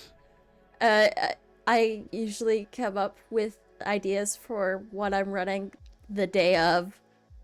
I got this is no thoughts head empty GM up in here. Okay, this is a sin that you listed before. Did you do the penance before? No, and I refuse. What was the penance last time then? Over prep. The penance was just for you to prep your next session. No. All right. As extra penance, because you didn't complete the last one, and it's only going to get worse from here. Yeah, yep. You need to write an adventure, a one-shot, that can be run by other people. I've got tons of those. Then why don't you prep? It's like the same thing. Do you see what I deal with every day? Every day with this shit. I've got about 20 different one-shots that are already written for other people, but I'm not for my games. Have you run any of them? I did at one point, yeah. All right. We'll run one of the one-shots that you've written and have not run yet. Okay, fine. That's your penance. A little easier and more doable. More shoddy penance. Every time you're on mute, you have to do 5 minutes of prep. 5 minutes of prep for every 5 minutes of mute. Rashadi is a savage today, bro. All right, no, I got it. Here's your penance. Your penance is, until you prep a session, I will not start working on the next flagship campaign of this channel. And just so you're aware, I've already thought of the name and I've started my prep. It's called Broken Covenant, and I'll tell you more about it the moment you prep a session and run it. Fine, I'll start prepping my game for tomorrow. We'll see. I like it. We'll see. On the note of like prep though, recently, and I've said this on other streams before, but I'd like to say it here as well. It's tough being a content creator that runs multiple streamed games. Just straight up. For the last 2 months, I've been running 2 to 4 live streamed playtests of sagas. All right. And that does not leave a lot of time to prep them. Yeah. So before I started doing that, what I did was I went to a couple different, group D&D servers, right?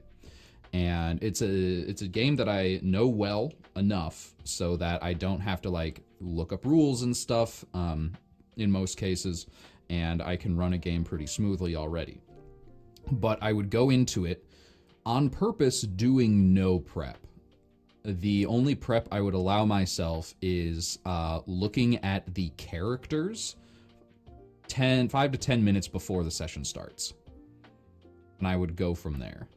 Yeah, I've written a couple articles now on how this has gone.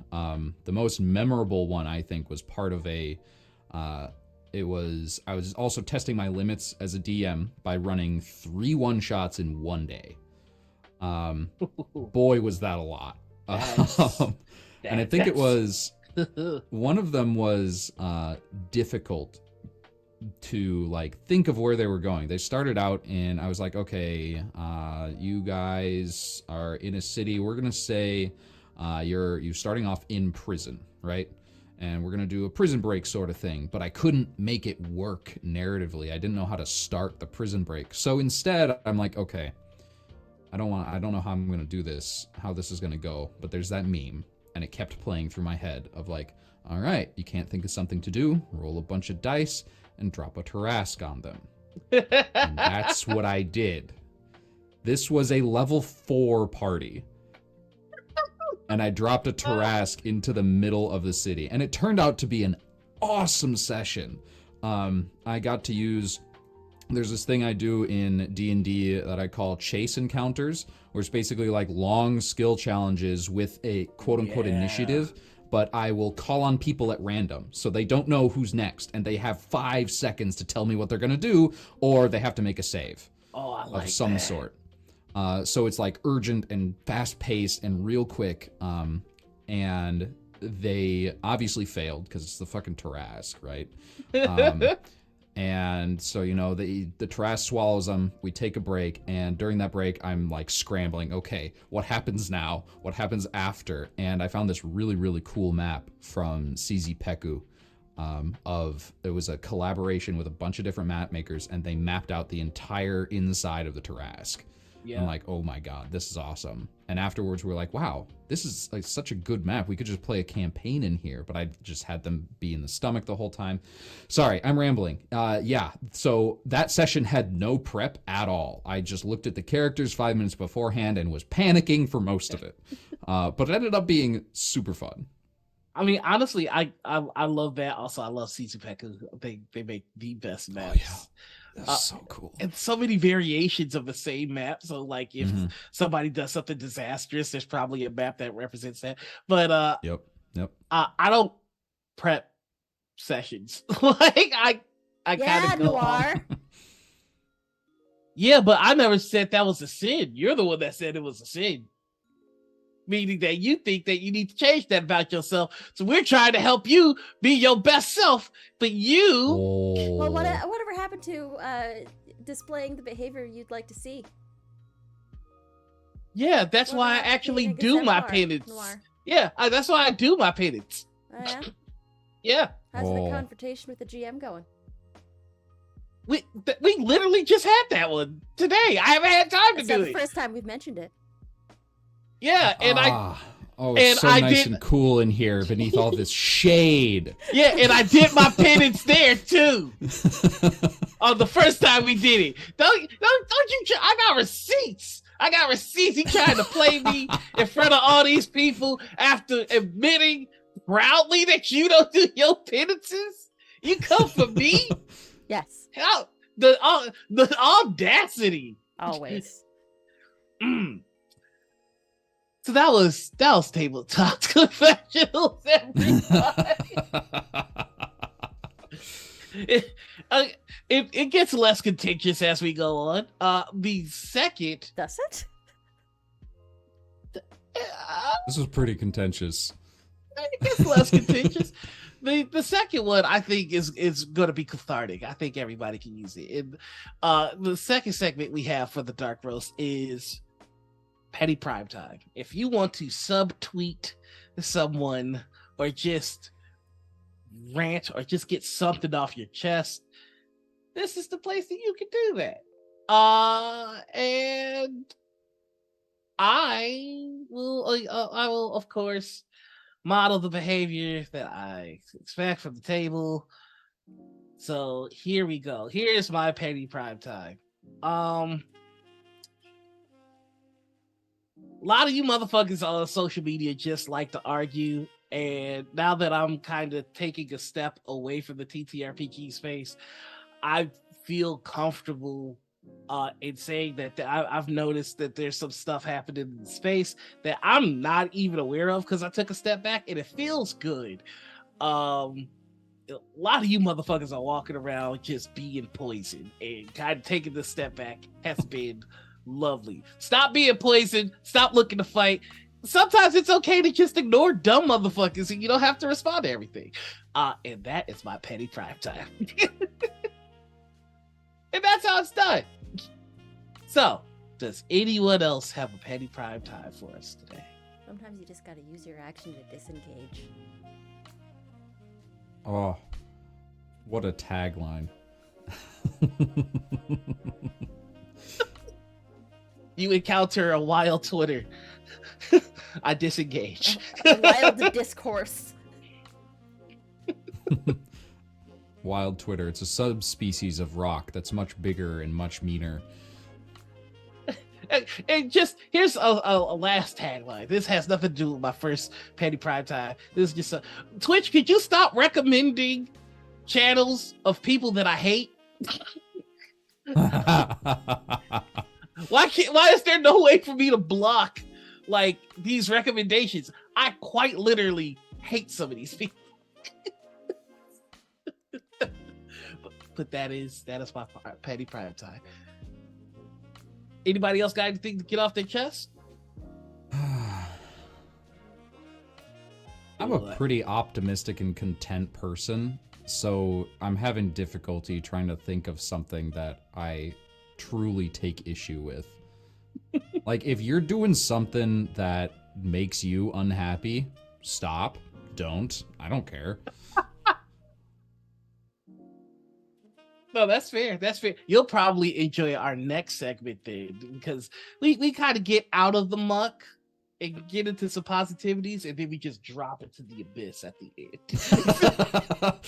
Feel like we're on a roller coaster, and the big drop is not the first one. Yeah, this is the teaser, the negativity, Yeah. and then we go back up with a little positivity, and then we just fucking crank that bitch to the ground. So, in that case, Anita, do you have a Petty Prime Time?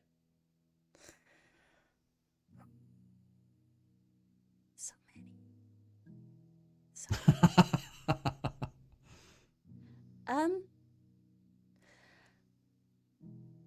Not everything is worth your time, energy to dictate a response. Like, some things you can just let lie and stop just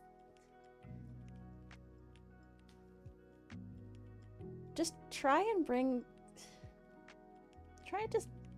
bringing other people up every once in a while. Like, yes, it's cool to dunk on the villain of the day, and the algorithm feeds off negative engagement, but like,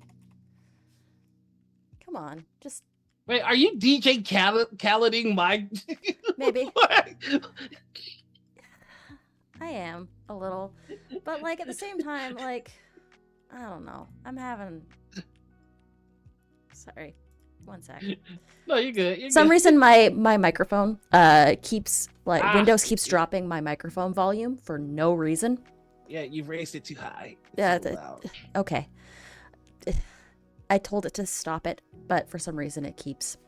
Anyways, no, I just need to think of something. My brain's mush. I've been having a rough week. It's okay. We'll move on. All right. So that brings us to the community spotlight. This is where if you have anybody that you feel isn't getting enough love, or anybody that you feel like should be getting a little bit more shine than they are, or anybody that you think we should reach out to and try and get them on here, this is where you list them. What we're doing is we're going to take all the names, or any of the names that you mentioned, take a little snippet of their content and kind of show people the folks that their favorites follow. So who would you like to shout out in our community spotlight here? This is a really, really tough choice.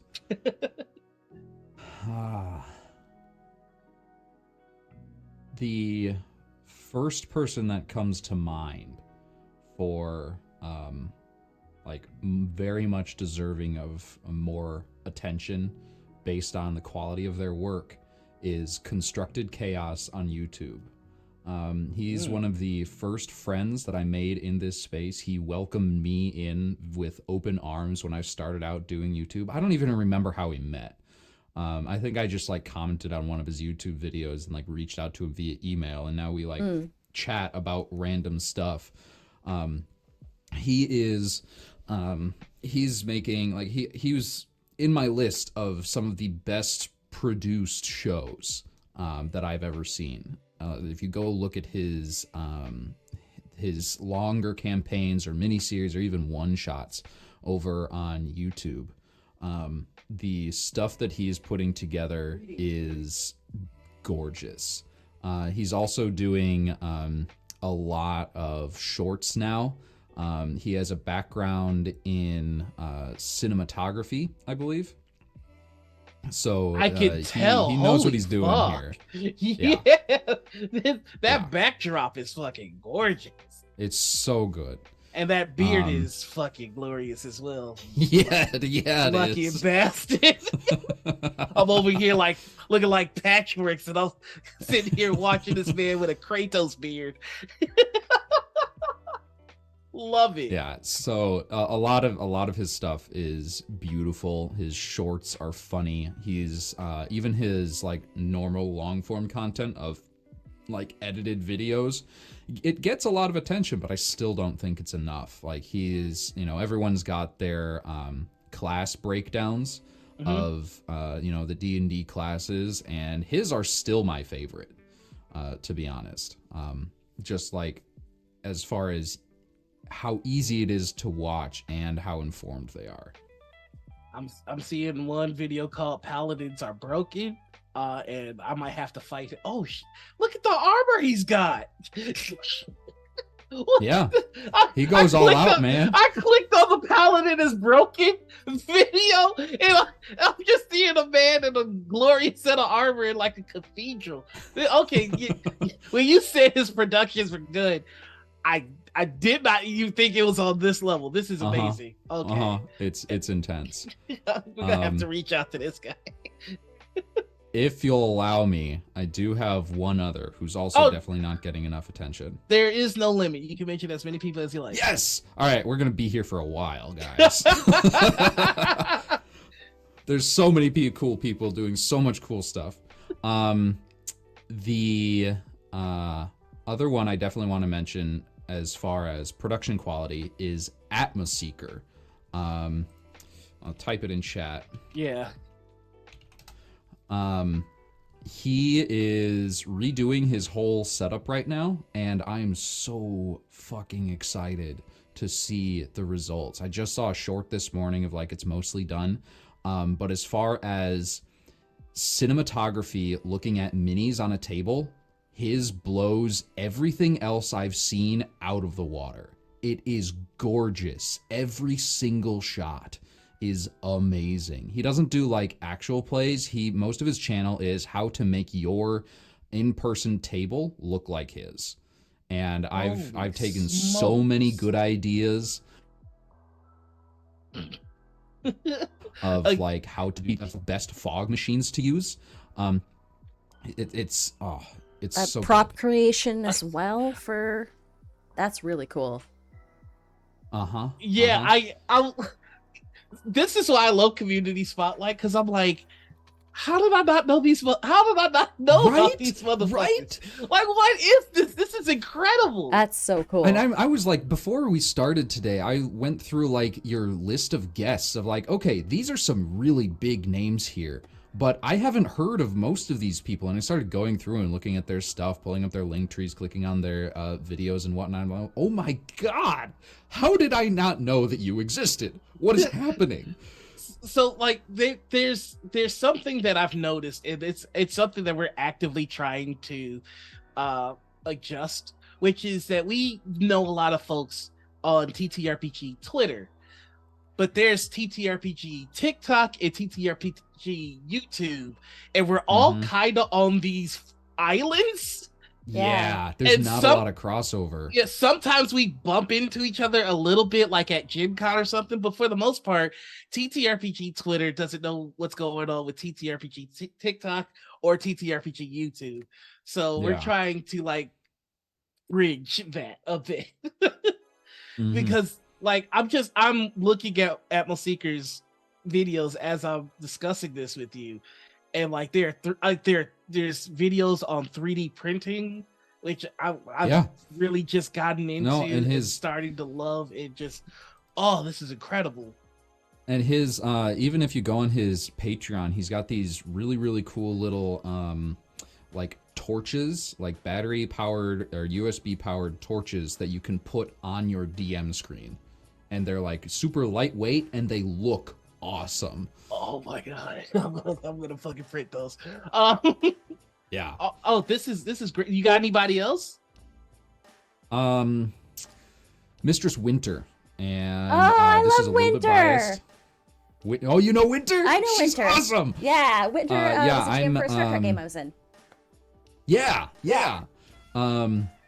I'm in her, I think it was like the beginning of her channel. So I've been with her for a while, and I just like picked up a casting call on some Discord server somewhere. And we're gonna play session 32 of our Pathfinder game on Monday. At least I think it's 32. We've been doing it for a while, and I don't get to play very often, but oh my god, is that world so in-depth and awesome. It is not often that I see the problem. I feel like this might not be the case across everybody, but there are so many little plot threads, and now we are beginning to end coming to the end of the campaign slowly, and all the plot threads are starting to like connect to each other, and it is such a cool feeling to see everything in the world run into each other and start connecting. Most of her stuff is on Twitch, and that is Mistress Winter's Court. Yeah. I was just pulling up all the info as we were talking. Yeah. And she's doing more than just Star Trek and Pathfinder. Her favorite system is Monster Hearts. She's producing a Monster Hearts game on her channel right now called Ravenwood.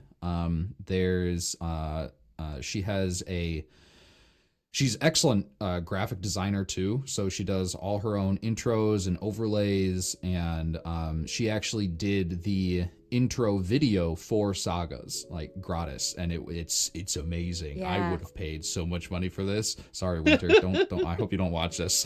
Yeah, but she did it like she just gave for... it to me. She offered. Yeah, she was also one of the alpha playtesters for Sagas. Yeah. One of the original people that helped me look at the system. Yeah, I remember she did the overlay for the Star Trek game that she ran, and did the intro for that, and that was like Star Trek level like intro with like it so looks good. like you're about to watch an episode of a fully produced TV show. Yeah, she does really good intros. Yeah, I'm kind of watching one as we're talking about it. They're so cool. This is encouraging and like also frustrating in the sense like there's so much talent, and we need to expand the stuff that we're watching. I could go on a rant about this forever, but we've got 3 good names so far. You got a 4th for us? Yes. And no pressure. I just want to offer you the space. This will be the last one. Okay. This will be the last one. This is someone from mostly Twitter, I believe. So I'm trying to connect all these spaces, but DM Steve is probably one of the best players I've ever had at my table. Is like upper echelon, top 5 at least. All of his storytelling is fantastic. I don't think he like runs any games himself. I want to say his biggest project is being a co-host on Asians Represent podcast. Okay. He's such a good storyteller. And I when he can focus in on one character, goddamn, I could just gush about his the characters he's played in my games just constantly. I love every single one of them, and they are some of the most he's helped create some of the most heartfelt moments in any of my games throughout my entire career. Oh, that's awesome. Hell yeah. Oh, I mean, that brings us to 4 solid picks. That's why I couldn't find. I was looking good. DM. Yep. Oh, it's DM. Oh, DM Steve. Okay. I should have known. Oh, so you know him. Good. Yes, okay. I played with him. Oh my God, you are not wrong. You are not wrong. He's so good. I GM'd him through the Spy game, and the choices that he makes are so insightful, and also like they're insightful, and I'm not gonna say like low key, but I'm efficient. Like he gets a lot of emotions. Mm-hmm. In very few words and time. That's he's 0 to 100 very quickly.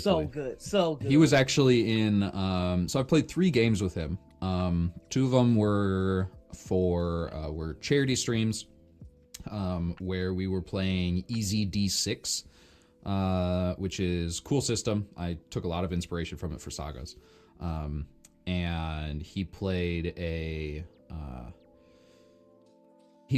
a young native of the volcanic island that they were on, and his goal starting out, like when he sent me his character pitch, I was like, really?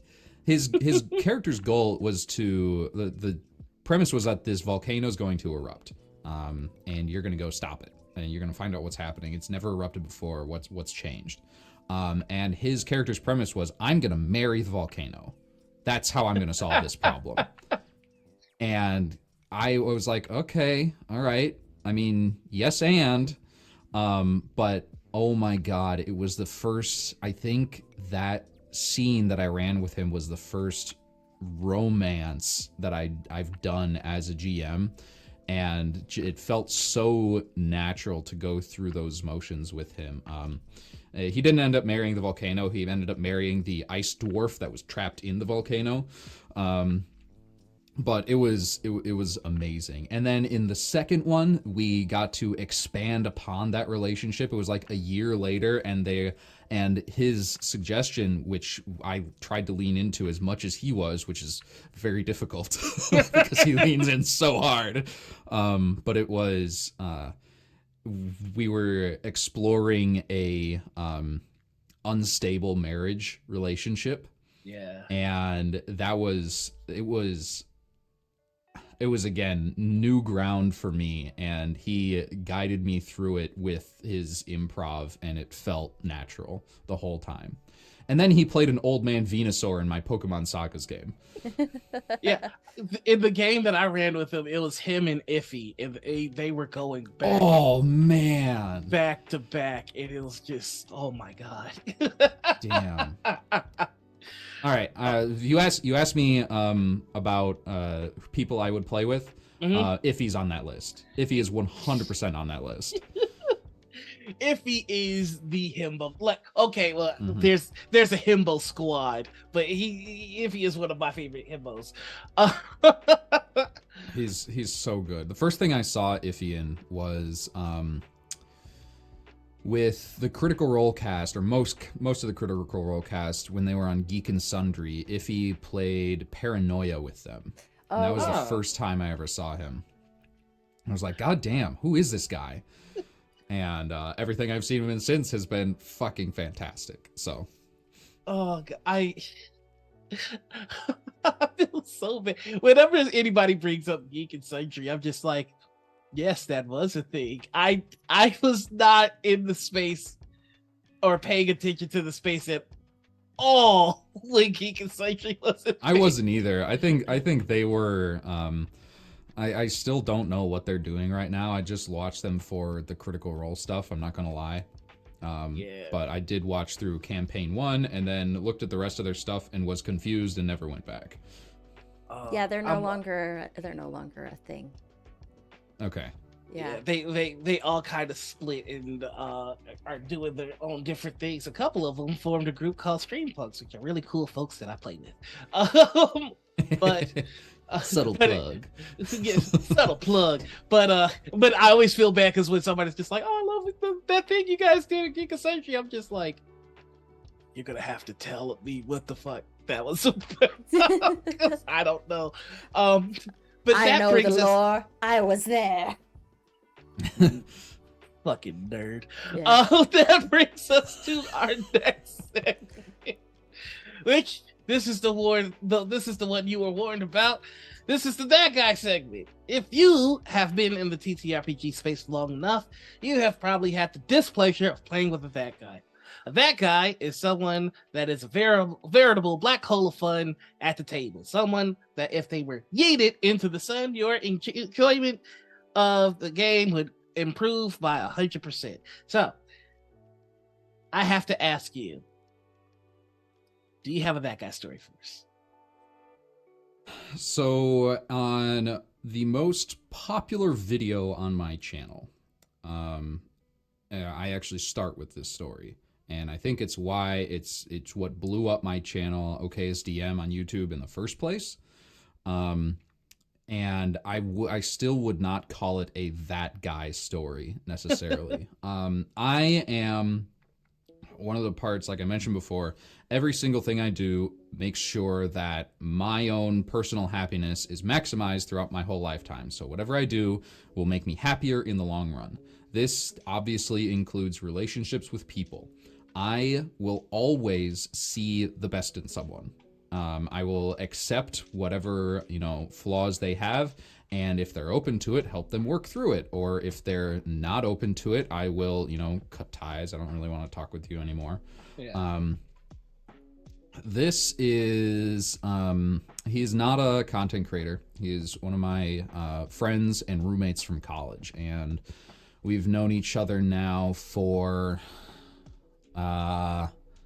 almost, I want to say 8 years or so. And when I was first I was putting together my first Dungeons & Dragons campaign in college. And he was always like adjacent to all the groups that I was in. We never really interacted.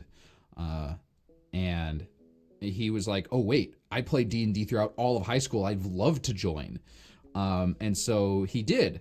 And he's very much like me, where he's just like kind of cool with whatever, like constantly. So it's not one of those That Guy where, they have their opinions. They will stick to their guns no matter what anyone else says or how bad they are. He's very chill with everything, but we constantly got in like disagreements that ended up it was kind of like our relationship, is we would argue over which was better, 5th edition or 3.5. And he was a 3.5 guy, diehard. Yeah. And I started to like, okay, yeah, 5th edition is better, and we had long, like hours-long conversations, arguments about this, of like which edition is better, definitively. And we eventually did come to a resolution, as each has their pros and cons. The only resolution that you can really come to, I like this one more because of how I run games, and you like this one more because of how you run games. Right. And it wasn't, when he played in my games, it was always, rules is written. This is what the mechanics can do, therefore that's what I'm going to do. He did like to tie in story, but only as far as mechanics went. There are two main things that I did not like about how he played in my games, but they really taught me great lessons that I still refer to this day. The first one is, you don't need to come to the game with a backstory. You do not have to do that. His reasoning for that was, sometimes you just want to live through their story instead of writing it beforehand. He wants to understand the character's development from the get-go, from the very beginning of when their story starts. His life was boring up until now. Now he has to go do a thing. What was your inciting incident? I don't know. You make it up. And I'm like, give me something, man. And so running games with him, in it really, really helped me learn to improv from zero with no prompt. Yeah. And it's a very difficult thing to do for most people. There's two ends of a spectrum. You got choice paralysis, and you've got it's like you have absolutely nothing to start on. They're sort of like the same thing when you think about it, because you have no, you need to follow this path. You don't have a specific path laid out for you. And so I've started to get better at choosing which of these infinite number of paths to go down, and work with him through it. The other thing he really enjoyed was rules lawyering. It's like, technically this works, man. And I'm like, but it's not cool. It's like, well, I think it is. Specifically, there was a really there was a combat that I put a lot of effort into back when I prepped games really hard. And that's another thing we kind of disagree on, is he when he preps, he writes like 10 pages of content for a single session. That's just how he does it. And I'm like, I how do you do that? I mean, he was like, since he was the older one teaching me how to do it, I was prepping sessions like that as well. And I was like, this sucks. Is there another way to do it? And he's like, Well, at least he didn't say no. That's yeah. He wasn't like, you need to follow this path. He's very open-minded, thankfully. Yeah. But like he's very rules lawyery, and he had a druid that cast Call Lightning, and rules is written, you can't hide from Call Lightning. And I built and the boss that I had created needed to be able to hide. So he reduced his turn, he held his action until right after the boss's turn, so the boss would go hide, and then he would Call Lightning right on top of him. And, you know, it would burn a hole in the canopy he was hiding in, and everybody would just, like, pile on, move to that new space. He would go run, attack, disengage, run, hide, you know, or whatever the combat was, and it ended up being, like, a boring combat of just, like, lightning strike, lightning strike, lightning strike, lightning strike. And, it was something that I had poured a lot of energy into, and the combat itself ended up being bleh. We're still good friends to this day. He played in one of my recent campaigns. I still play games with him. He's awesome. The story that I tell about him in my video is that I actually had to kick him out of a campaign once because his playstyle clashed so hard with everybody else's. He has this other philosophy where he's kind of a secret keeper. Like, if I don't have a reason to tell you, I won't tell you. Yeah. And I'm like, but it helps the story along. And I could not, like, explain it to him in a way that would get him to, like, tell his cool, like, I made him do a backstory, which was a mistake on my part. And he ended up giving me, you know, his classic 10 pages of prepped. It was an awesome backstory. He wasn't into it, though.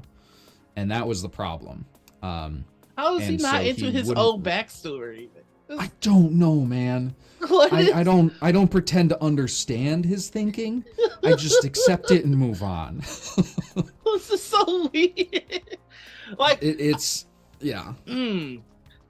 I like this guy because it's not somebody that is malevolent. It's just someone whose playstyle is so absolutely different than your own. Yeah. That was the problem. Yeah, I don't think you can be in a game together.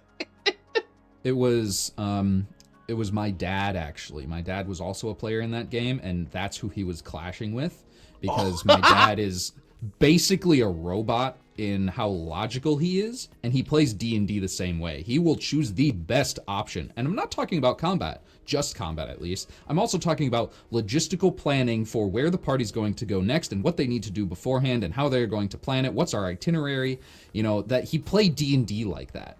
And when he didn't have all the information he needed, playing with the secret keeper, like the guy I've been talking about, it created some unwanted tension at the table, and I had to let one of them go. And that's the only time I've actually had to kick a player out of a game. Wow. No, that's good. I think that might be one of the more unique that guys that we've had, which is just somebody that is quite literally the opposite of your play style.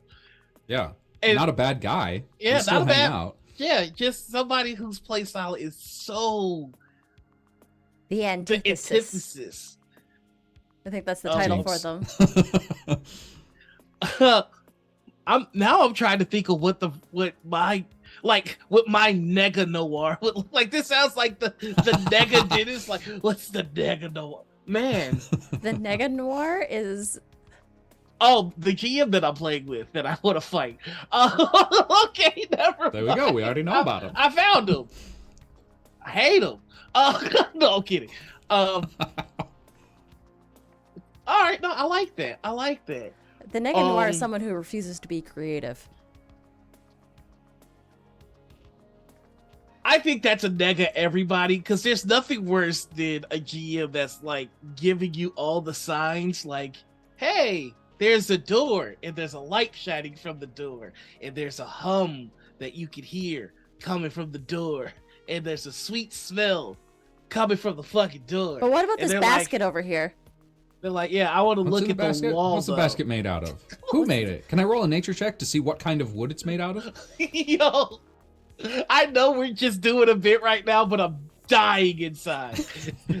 I'm had players like that.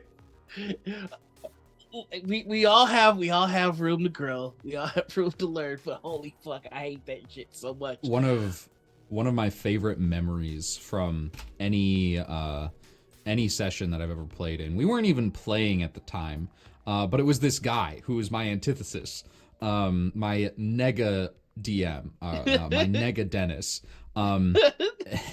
is the least only okayest. Joke. The least okay. He made. We were going on break, and I'm like, yeah, we're taking break a little early today just because I want to be able to get to the combat. And he said, combat? Are you sure? All aboard! Railroading joke. And I got it immediately, and I still think about it today. Oh my god. Well, that's gonna lead us to our final segment. And Aww. I know. But a spoiler alert, what I tell everybody after they leave is we're gonna bully you to come back at some point. So you just gonna have to deal with that. But this is where we ask our guests what their signature thing is. What is it that you feel that you do in terms of TTRPG or just in general that you're like, I nail this, and this is kind of like my signature thing? Man, there's a lot I'm proud of like the abilities that I've developed over my time running games. Like my whole channel, like I said, is about making mistakes and learning from them. But that's not unique to me. I can't call it my signature thing. If I had to choose something unique to me that is, very well thought out, loved by the people that have tried it, it would have to be that chase sequence that I mentioned earlier. Specifically designed for Dungeons and Dragons, but it is kind of like a combat, except it's fast and intense and makes sure you're like on the edge of your seat the whole time. The problem with it is I realize now that it's not for everyone. Like, some people don't want to get super fucking stressed out when they play D&D. They come here to relax. I don't run games like that, guys. I don't run relaxing games. I have to be honest with you. When you first talked about the chase segment, there is a section of Baldur's Gate that I don't want to ruin, but it is timed, and like you have to complete a certain objective in this amount of time, and that's it. Like, like you can either succeed, partially succeed, or just utterly fail.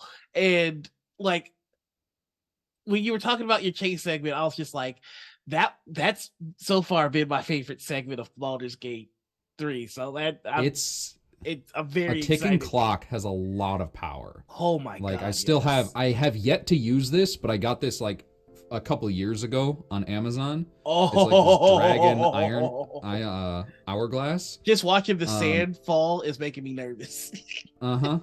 You got this long, come on, you got like seconds left. Here we go. You know, I have not found a way to use it yet, which is unfortunate. But I'm trying to change my setup so I can, like, you know, have it on screen or actually use it in an in-person game. The problem is it doesn't really work on a podcast. If you're doing an actual play? Like way back here, one of these. I don't know if anybody will be able to see that. So I'd have to like put like a little stand right here or so and have it just in the frame right there. I don't know. We're getting into the boring logistics that no one wants to hear about. I am very excited to see you utilize this, however. Heck yeah. Okay. I got a couple games coming up. I swear I'll find a way. But I really do dig that as a signature. Like you've got your own little mechanic. Do you ever see yourself writing down like how to emulate that and putting it out anywhere? Yeah, I already have a video on it on my YouTube channel. Oh, damn. Here, I'll see if I can. My signature is not research. No, your signature is giving people opportunity to plug their shit. Yeah, I'll take that. I'll take that win. Look at that. I'm adding that to my signature now. OKSDM Chase. Yeah, first hit. Oh man, I really need to update that thumbnail. Oops. I think that's the few videos that I've done on YouTube. I think the most fun part for me was putting together the thumbnails.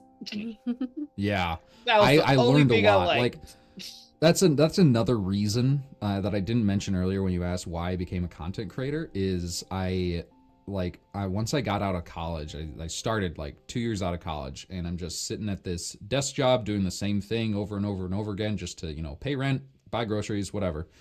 And I started to realize, God, I'm so bored. And I tried to figure out what it was, and I came to the conclusion that I missed learning new things. And that is another big reason why I became a content creator, because there's so many areas of expertise that you need in order to do it well. There's graphic design for thumbnails, there's editing videos, there's learning lighting and film, there is writing scripts, there is marketing, there's so many huge areas of study. Like, people get doctorates in this stuff. There's so many bottomless pits, and I just like scraping the surface of as many as I can. And content creation has been absolutely perfect for that. So same thing with game design. I'm learning licensing. I'm learning the actual design. I'm learning how to publish this stuff, how to reach out and, you know, contact people to like learning how sponsorships work. All this stuff over and over and over again. Just learning as many new things as I can. And content creation, like I said, perfect outlet for it. Yeah. I admire. First off, before we wrap this up, I just want to say I admire all of the folks who do YouTube content creation, because I feel like YouTube, more than any other platform, really does demand consistency. Yeah. Yeah. And like it's I've dipped my toe into YouTube a few times. And I think that's one of the platforms that's the hardest. Because one, it's long form. Two, you know, with long form there comes editing and making sure that what you're putting out there it's quality. Like, and when I say quality, yeah, and when I say quality, I mean quality to the best of your ability to produce. You know, like person A with you know, cinematography skills is of course going to look a little bit better than person B who just picked up a camera. Was just like, I feel like talking, but still, watch like anybody's first video if it's still up. We all start there. Yeah, we're all starting with that grainy little, you can hear the entire room around them, terrible shitty little microphone, we all start somewhere. To quote Sam Reich, the only way to begin is by beginning. Yes. We just watched like 4 of those last night. I was here the whole time. Well, I don't think there's a better place for us to end other than quoting Sam Reich, who I will have on this show one day. You mock my words. Mark. We'll mock your words all the time. Mock my words. We'll have mock Sam Reich on this show. That's me mocking your words. Actually, stop mocking my words. I'm starting to feel bad. No, you're good. No, I'm kidding. But that's it. I've been one of your hosts, Noir. You can find me all over the internet as the Noir Enigma. That's Twitter, Twitch, YouTube, TikTok, Instagram, Hive, Blue Sky, X. I like how you slowed down TikTok? As you got into like the newer stuff. Yeah. That like all the new ones that are popping up in this last like 6 months or so. There's just so much. It's for the dumbest reasons ever. You know what? I'm not gonna plug my shows. I'm gonna plug this. Eat billionaires. If you find a billionaire, eat them. If you see a Nazi, punch them. That's my ending. And I'm out. And I've been your other host, Anita. You can find me everywhere at Anita or at Critical Misses. And we got some announcements coming up on the channel next week. Next week, our guest for the show is the whole Critical Misses team. Whoa. We got Nikki, we got Darby, we got AJ, we got Noir. We might be announcing some things. We might be announcing some things. We might be doing some changes. Stop by. Why we make it so awkward and uncomfortable? I don't know, because I'm awkward and uncomfortable all the time. That is my existence. But Dennis, tell us who you are. Tell us where people can find you, and we're gonna get the heck out of here. Gladly. First of all, thank you for having me. This was an absolute blast. And this is where I tell you we're gonna bully you to come back. Oh, you won't have to bully me, man. Like if you wanna set something up for like, I don't know, tomorrow, yeah, I'm game, dude. Hell yeah. I am Dennis. I run the OKSDM YouTube channel. I am in the midst of creating Saga's setting and genre agnostic system, which we talked about an hour ago. Was it an hour ago? God damn. It has been a ton of fun to be here. I am also going to be in other places on the internet, so I'm looking at my schedule right now. Tonight, I am going to be on the YouTube channel Inn of Planar Crossroads to talk about some sort of cyberpunk or sci-fi in TTRPGs. Gonna be honest, I still haven't looked at the prompts for those yet. Then tomorrow I will have another interview. I'm not sure if it's going to be live or recorded, but it will be with Mildra on YouTube talking all about Sagas. Mildra has a quick little review of the game up on their YouTube, so you can go and check out that. Then on Monday night, I will be back on The Facet over on Mistress Winter's Court on Twitch. That is at 7 p.m. Central. We're going into some pretty epic and terrifying territory in the story, so go ahead and check that out if you're free on Monday night. Then on that same channel, on Tuesday night, we are doing our second episode of the Horizon, the video game franchise, playthrough of Sagas, which I get to play in. Winter is actually running that one, so I get to play again. Which is, I get to play 2 days in a row, which I don't think has happened for like 5 years. Then on Wednesday, my vacation begins, at least vacation from work. I'll keep doing TTRPG stuff because that night, also at 7 Central, I will be on Talking XP on Twitch. We are going to be playing another playtest of Sagas. Busy guy. Nothing Thursday, nothing Friday, because that's usually my rule. I keep Friday nights free. And then a week from today, on Saturday, I will be playing Fallout 2D20, Modiphius' system, over on Cyber Nation Uncensored.